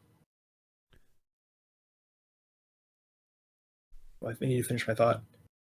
Like some decks won't have all those things. So like if you're talking about 8 rack, you're attacking like maybe at the end of the game with some random constructs or with your man lands, but there's no like combat really. Right. Um, and so like just having making sure that you're learning. Oh, I should have played this pre-combat.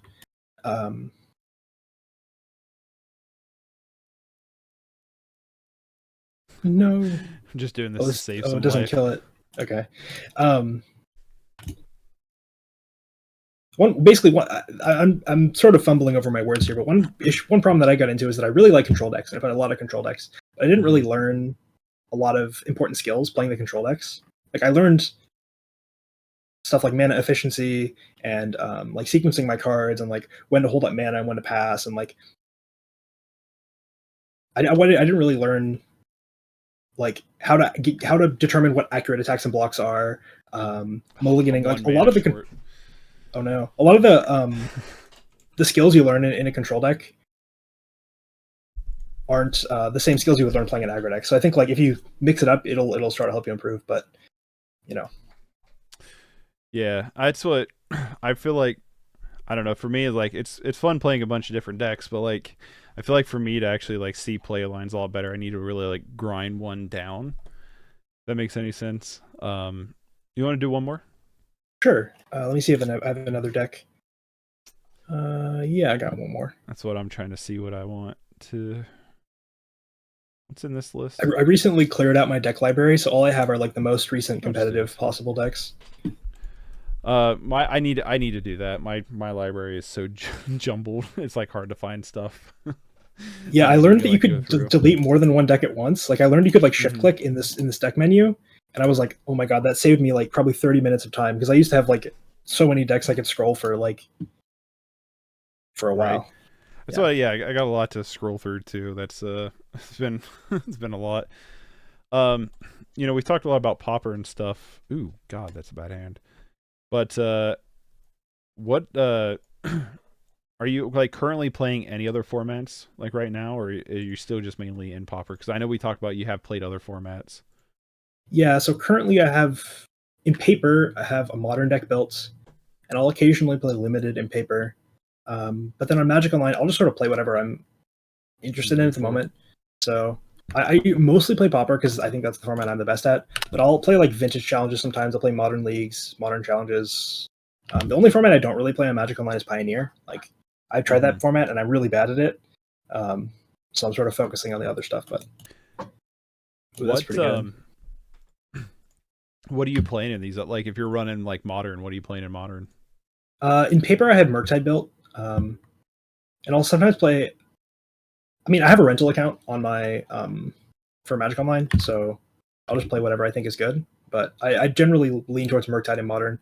But I play like Hammer and sometimes Scam and stuff like that as well. Okay.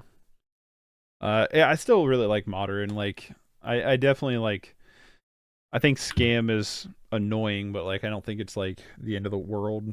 But I still like modern quite a bit. Pioneer, I've liked what I've played so far, but I haven't like dived a bunch into it. So I need to like spend some time actually like playing Pioneer and like trying it out.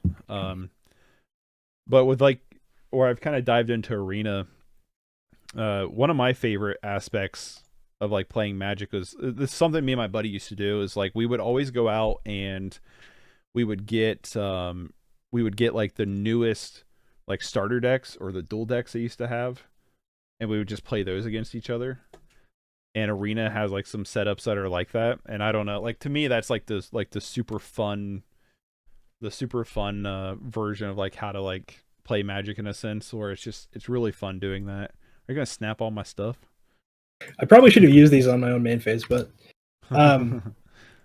yeah, some of the most fun I've actually had playing Magic is just playing with friends. Like for example, I play a lot of Murktide in Modern, and my friend he plays Hammer in Modern, and we'll just play like for an afternoon, maybe like 10-15 matches or 10-15 games, and we'll go fast. Like we'll we're not like rolling dice every time. We'll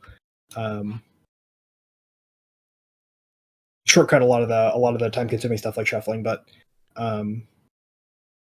just like playing with your friends and testing matchups and stuff is really fun. Yeah, that's what like I played a lot online and stuff, and I just find like for me the two things I really like the most out of Magic is I like one I like playing with my friends or people I know, or two I like I said I'm a really big fan of like the I guess I'm a really big fan of when the game doesn't have an insane amount of power in it. You know what I mean? I like when there's like a couple of like just like bomb cards and not like you know what I mean like just in I like when games get dragged out. I like when there's like more one-on-one interactions and stuff. So I kind of like that kind of line of play a little bit. Have you played a lot of limited or no? I've played a little bit of limited. It's not like something I've dived a whole ton into. Okay. Um, Most of the limited like I did was in store. Like in terms of like playing online and stuff, I really haven't done hardly anything. You know, in limited like Magic Online, like I did like when you get Magic Online, I did a while ago the draft that you can do. Um, but I kind of want to get back into it a little bit because I do like limited and I just haven't done a lot of it recently, so I do kind of want to get back into it at some point. Yeah, I think limited. I don't really play arena, so this could just be totally off base. But I think arena, like playing limited, is one of the best things you can do for your arena account. So Mm-hmm. That's what I got a couple of buddies who are kind of I don't know if I'd say like real big into arena, but like big enough into arena to like where I want to check it out a little bit more. So I definitely like plan on doing that. So it's just a matter of like getting there, I guess. Like you know, building up the economy in arena is so bad. Like I wish they would have just structured the yeah, economy into arena very similar to this, or I was always under the impression, I found out this isn't a thing, but I was always under the impression that like with arena you could like uh dust your cards, as they would say, from like no, Hearthstone is what I heard, no, and no, that's no. not a thing, and I thought that was a thing, Uh, and I was like, why couldn't you like 4 for 1? Like why couldn't you like get rid of like 4 bulk rares to get a wild card for a regular rare? Like that was such a bad like such a bad design. that one's gonna kill me. That's what I'm hoping on.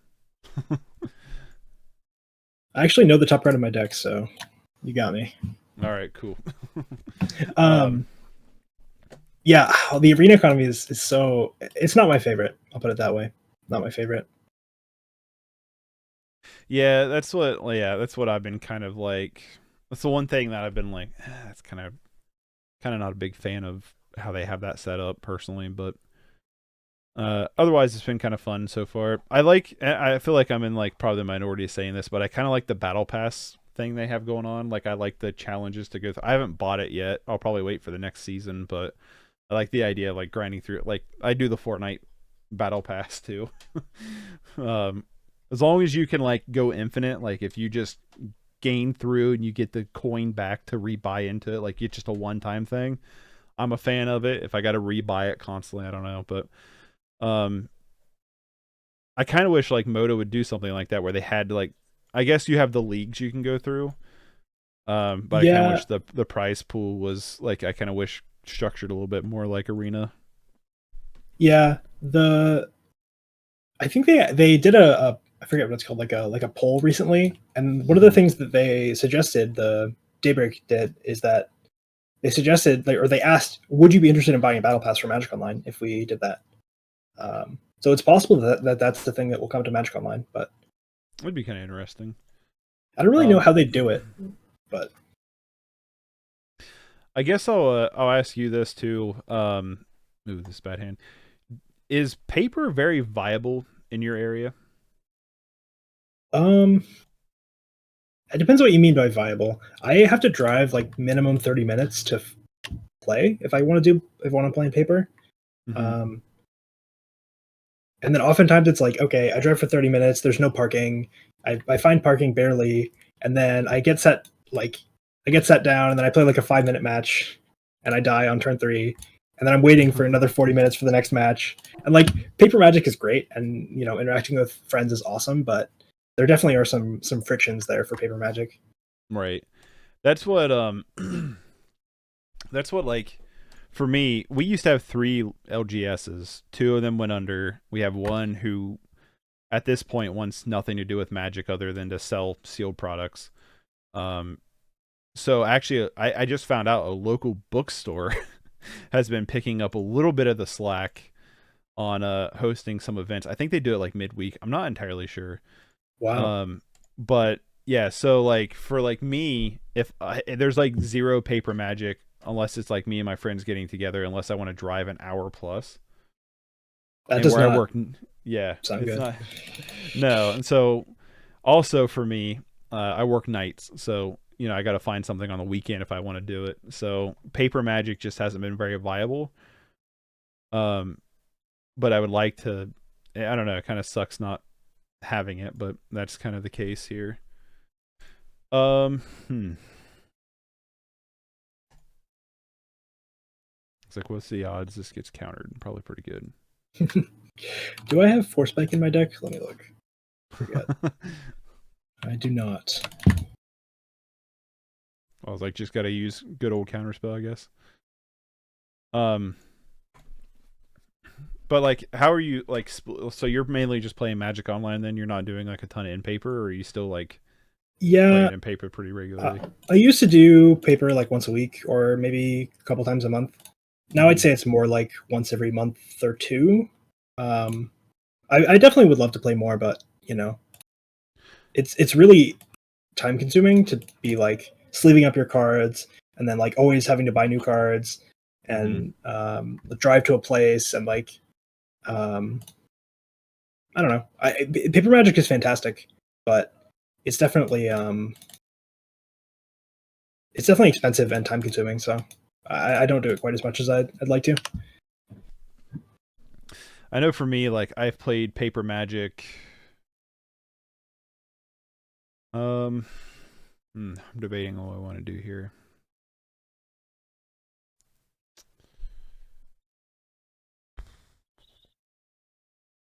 If I do this, I can do that.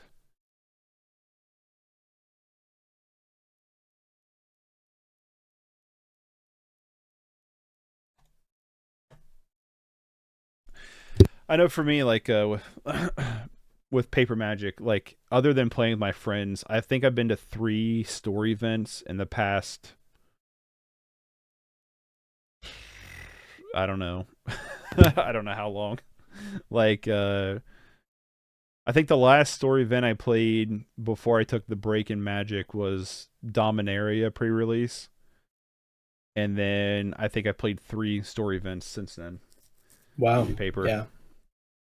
Just because it's like it's not like viable, and I'm not one of those people. I'm gonna drive an hour plus to go play at an F&M. Like that would have to be Yeah. like a Star City thing or the Apex thing or something like that for me to like Right. drive that. But I'm trying to figure out what I want to do here. 'Cause I think I'm just in bad shape in general. Oh, oh wait, that's right. That's what I got to do. Pretty good.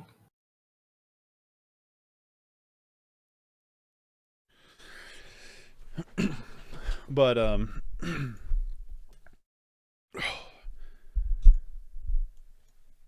I will say, how stressful was it to run the tournament? Um, it wasn't too bad. The one thing that was stressful was I was like trying to commentate matches, and then I'm getting like pings on Discord over and over again, and people are like, "Oh, my deck's not right," or "Somebody's playing an illegal card," or "My pairings are wrong," or "I can't see my opponent's deck." Um, but I mean, that was sort of the reason I didn't play in the event myself because I knew that I wasn't going to be able to do both. Mm-hmm. Um, and so Yeah, I well, think it worked out fine. I like the one that was on stream. I can't remember who it was who had the cast downs and the Chain Dixon deck, and it's like I would have been playing those. Yeah. Come on Well, now. I mean, I don't know. It's it's not great, but also it's sort of understandable that not 100% of people are gonna get everything right. So Yeah, for sure. I just thought it was funny. I was just like, yeah. come on, I wanted those. Um, Did you have very many problems with having those kind of parameters set about about yeah, I'll do this. Do you have very many like problems with like the parameter set about people entering in illegal cards? I mean, there's no actual way to enforce that on Melee, Mm-hmm. just because they don't have obviously core popper is not a real format. So um, I It's just basically just gotta had to read the do pauper cards. open deck list, and then I had to go through all the deck lists as they were entered in and make sure they didn't have any illegal cards. Um, but that one person who had the illegal cards, they entered in their deck list last minute, so I just didn't see it. So how did you, as since you're kind of the judge of the tournament in a way, how did you go about handling that? What do you mean handling the cards that were wrong? I just told Mm-hmm. them that they should replace them with basic lands, and that they would lose the round that they were playing with the illegal cards, and then they would Mm-hmm. replace them with basic lands. I think that's the same thing that they do in paper if you have illegal cards. Okay. Yeah, that's what I was kind of curious to like how you would have went about doing that, just to see how that was. Um,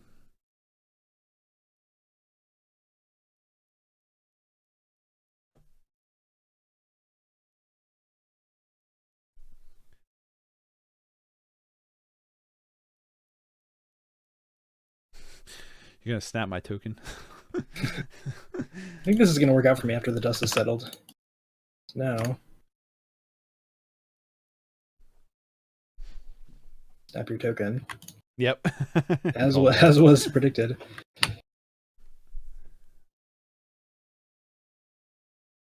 Yeah, it's kind of wild how powerful these like the top 3 or 4 decks in Pauper are just really, really, really good. I feel like. Mm-hmm. Oh yeah, definitely. Like Terror was already pretty good. Yeah, I'm just gonna scoop that. Terror was already pretty good, but then Cryptic Serpent Downshift was like, wow. You know what I mean? Like that's a way, in my opinion, way better upgrade to uh Gurmag Angler. And then you can go Yeah, in the mono blue route, or you can still stay in Demir. I mean, really, if you wanted to. I actually Uh, think Lorien Revealed was a better upgrade to the deck than the Cryptic Serpent. Like oh Lorien yeah, Revealed just definitely. makes your mana Because so much more consistent and smooth. It's and really, you get really to like strong card. trim down too. Like Yeah. you can really trim down the amount that you have going on here. This is, uh, we'll see.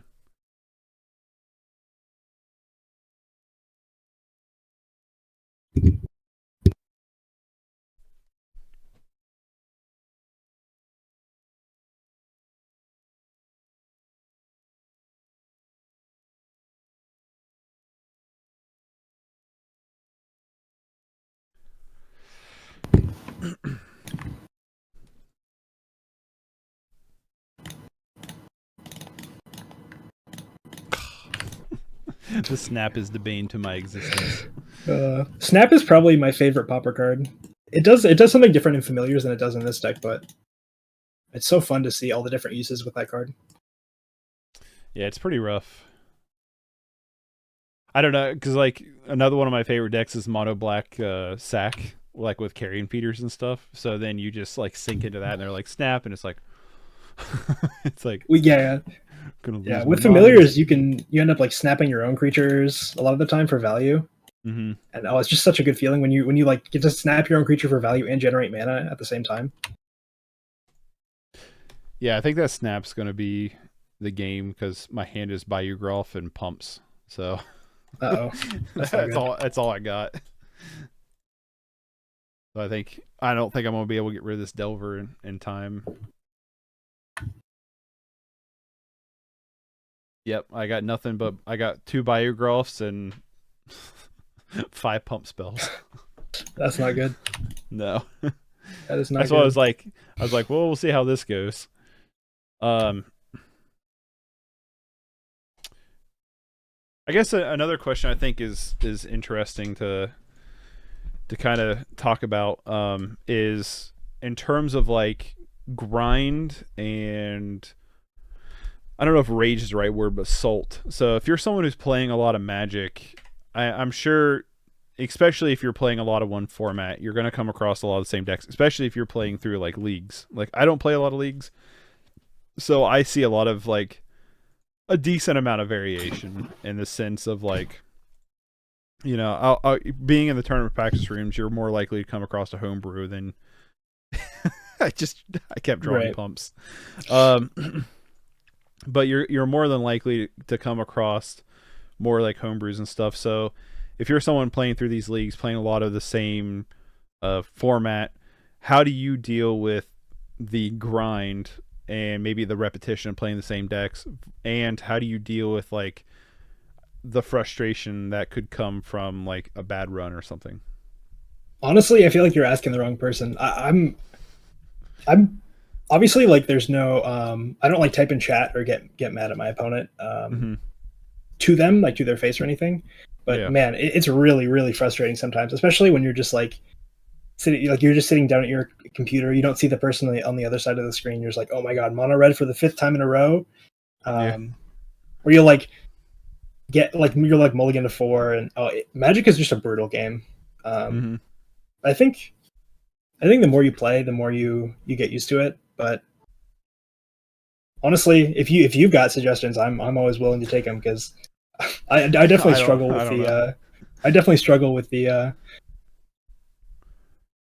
The variance grind. that Yeah. comes with the game. Yeah, Yeah, I don't know. I don't know if I have very good advice cuz like I think no matter what, variance is going to be very obnoxious to deal with, and that's definitely a nature of any TCG, but it's definitely really a nature of Magic, especially when you're playing. You have to draw your resources. So, like an example, the last tournament I ran in Modern, I took Rakdos Scam, not Rakdos, the Rack Scam, which is a variation of Rakdos Scam, and I tested it on Magic Online for a long time, and it was like every like 2 games would be like a turn one grief, and out of 8 rounds of Magic, I only turn one griefed one time the entire tournament. yeah. So like when you run something like that, it can be really frustrating. Being like, come on, like how am I not hitting this? And that can definitely be a case like when you're playing Magic Online, or just Magic in general is hitting that variance. As for like the grind of playing the same things, I know for me, it's venturing into like one thing that keeps it fresh is even if I play the same decks, I'm typically playing a different deck almost every time I load up stream. So I think that helps.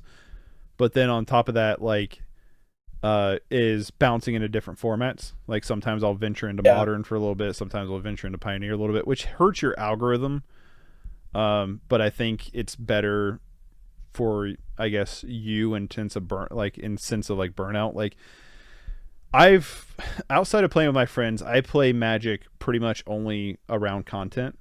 Like I don't like load up games on my own unless I'm playing for content, um, or with friends when they come over, which we do Magic. We try to do it once a month at this point. It's hard, everybody's got stuff going on in their lives to get everybody together. Um, but like I guess that was like my question is like how are you dealing with the frustration when like you're playing mono red for the fifth time? Like what's happening? You know what I mean? Behind the I mean, scenes of like so yeah, there's a couple things. One, like I did a short stream on Wednesday, and I played a league with Coggates, and I was 4-0. And then in the last match, it was a really good matchup, and I got mana screwed a bunch of times. I mulliganed a bunch. And I was just like, man, this is really unfortunate. And I just loaded up some Vintage Cube, and I played Vintage Cube, and I had a great time. Like, so I think what you're saying, like switching formats, can definitely help. And the other thing is that like the game Magic is only a good game because of the variance. If it was like chess mm-hmm, and every game was the same, then we wouldn't be playing the game, right? It wouldn't be a good game. right. So sort of realizing that is something that can maybe not in the moment, but over the long term help you realize that like yeah, you're gonna get mad at the game, but sometimes, but you only Mm-hmm. like the game because of the variance. So True. That's what like I've played other TCGs. I came originally from Yu-Gi-Oh into Magic, and Yu-Gi-Oh turned into like turn one solitaires. Like whoever gets to go turn one is going to end up winning. And one thing I liked when I jumped into Magic, and it's probably where we started because me and my friends started off with just getting starter decks and playing them and learning the game that way. Which is probably why I still like the more laid back formats. But I liked how the games would go on. I liked there's more variance than with Yu-Gi-Oh, where it's like, oh man, I can get mana screwed, or I can have to mulligan to Oblivion to like find my pieces, and just the way Magic the game's layout go is really nicely done. And then the artwork's just sick too. But like outside of that too, is it's so deep with like mechanics and everything like that. There's like so much going on, and I'm not saying Yu-Gi-Oh isn't the same in terms of like deep with mechanics, but like I feel like the way pieces interact with each other is a lot more interesting when it comes to Magic. Lorcana's been cool. I don't know if you've played any Lorcana or had any interest in Lorcana, but the little bit I've played so far has been pretty interesting. But I still don't think I like it more than Magic. You know, Right. there's something about Magic and like how cards interact, mixed with the artwork, mixed with the lore, mixed with the flavor, mixed with the variance, mixed with like the color structures. I just really really enjoy, and there's so many different play paths you can pick. um but I guess like I get where a lot of people are coming from with being frustrated at Pauper, like, or being frustrated at a game where their pet deck, the deck they really like, isn't viable. So that's why like I like to hear people's different perspectives of how they deal with, you know, repetition, grind, and that inevitable salt that that caloric Yeah. intake a Oh little man. bit. One thing that I was talking about last night is that the game sort of has something for everyone. So if you really want like Mm-hmm. low variance deck where you're not going to get mana screwed, your deck is going to be super consistent, you can find that, right? You can play in Legacy Mm-hmm. with 4 Brainstorm, 4 Ponder, or maybe you really are just like a combo guy and you really want to play combo decks. Like there's I feel like there's something for everyone, and that's what makes the game good or great. Mm-hmm. That's Yeah. what, like, for me, for Pauper, I've been having a little bit of a problem is my favorite decks are, I basically have three that I really really love, and that's Graveyard Strategies, Shenanigans, Black Control or Golgari Control, and then Turn Creature Sideways like Stompy decks. So Pauper right now has been a little bit, for me, a little bit hard because none of those are super duper viable. Um, but I still like the format because of the just the cost of it. It's really really nice.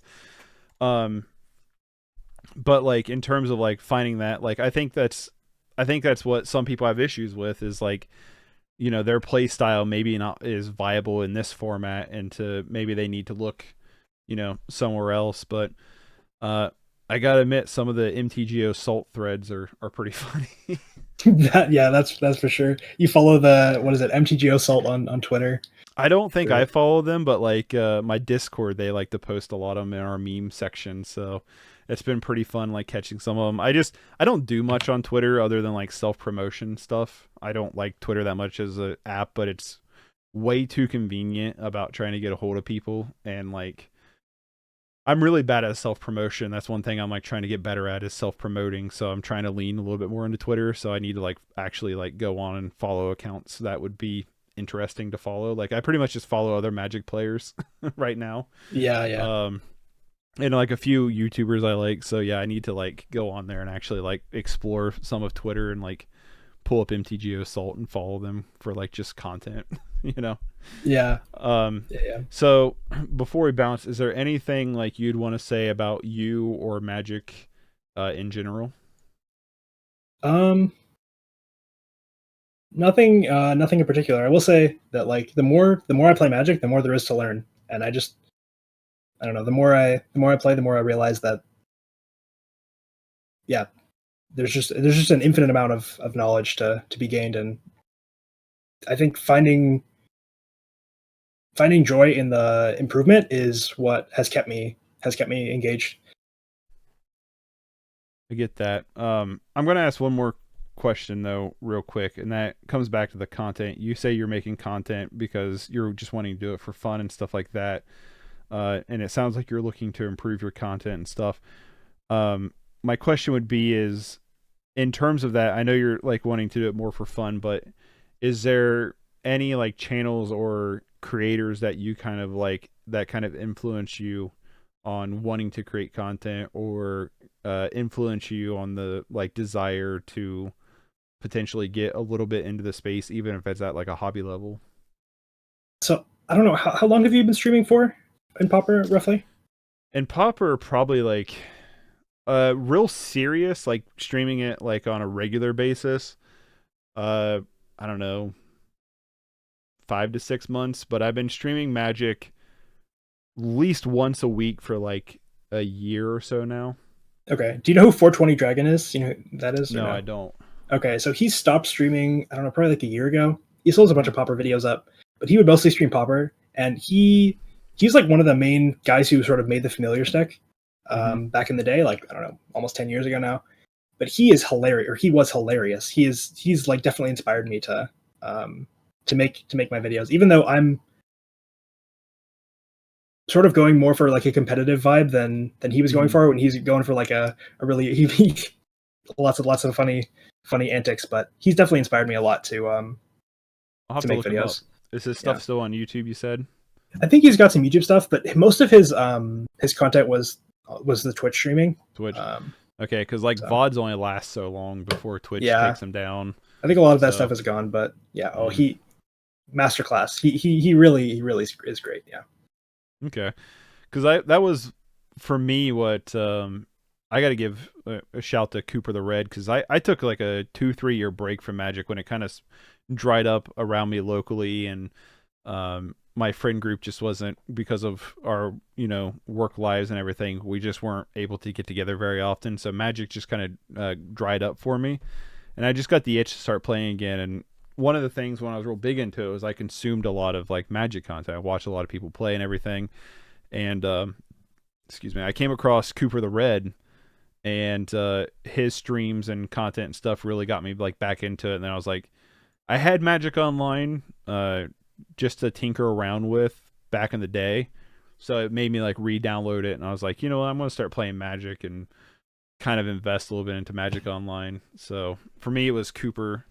Was one of the bigger inspirations to kind of because I've done gaming content for a long time, and Magic's been my favorite game since I really got into Magic because I just love it. And he was kind of the one that kind of made me want to shift into playing Magic more and make content out of it. Um, so I'll have to look up. You said it was 420 Dragon. Yeah, yeah. Okay, I'll have to look up 420 Dragon, see if I can find his YouTube. Um, what are some of the places people can find you at? So I am what GVN42 on Twitch. I think I'm GN exists on Twitter, and then I'm GN on Discord. Most of the time, I'm just shit posting or doing random stuff in the familiars Discord. So if you just at me in the Okay, familiars Discord, that's probably the best way to strike get up a a hold of you. conversation with me. Yeah.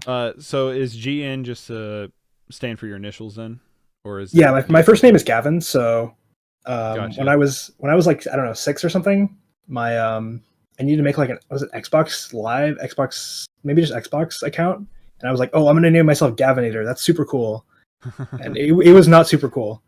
So that has since been shortened down just to GN. Right on. That kind Yeah, of sounds like the how I got my name too.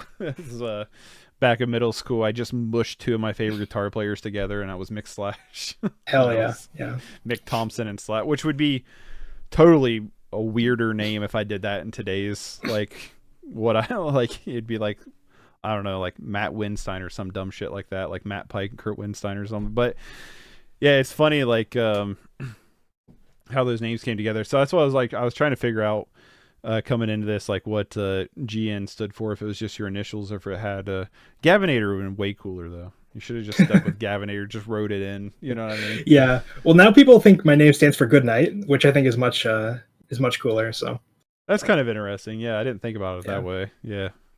Good night.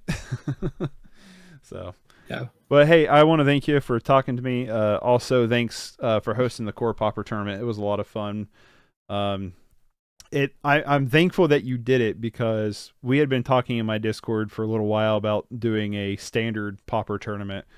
And so watching you do it, I've been able to be like, okay, that's how I can go about doing it too. Because I was like, I guess I could try to use the companion app. I guess I could try to use that and then have people do like practice cues, but make them do like, I was like, well, how do I make sure like people don't just jump in a random queue and like I got to make sure they have watchers on. So to actually watch like how you kind of structured the tournament kind of gave me a good basis of where to go as well. So I appreciate that, but also it was fun. It was a fun little venture, and hopefully we'll do it again sometime. Yeah, thanks for having me on. I hope the pauper tournament that you're doing works out. Yeah, well, we'll see. We'll see if you're interested in it. I will shoot you a message when we get the details. But we're thinking about maybe sometime in November Gotcha. of Yeah, setting it out. I'll definitely take a stab at it if I'm available. Cool. So thanks. It was nice meeting you, and I'll talk at you later. Later. I just want to say thanks to GN again for not only doing this interview, but also for hosting the tournament. The tournament was a lot of fun to play in. It's kind of cool to see the community or members of the community just being like, you know what, I'm going to host a competitive thing. It's really cool and it's pretty inspiring, and I just want to thank GN for doing it. If you want to check out any of GN's stuff, all of his links will be in the description down below. Go follow and support him. Also, you can follow and support me down below as well, and I will see you next time. Bye, everybody.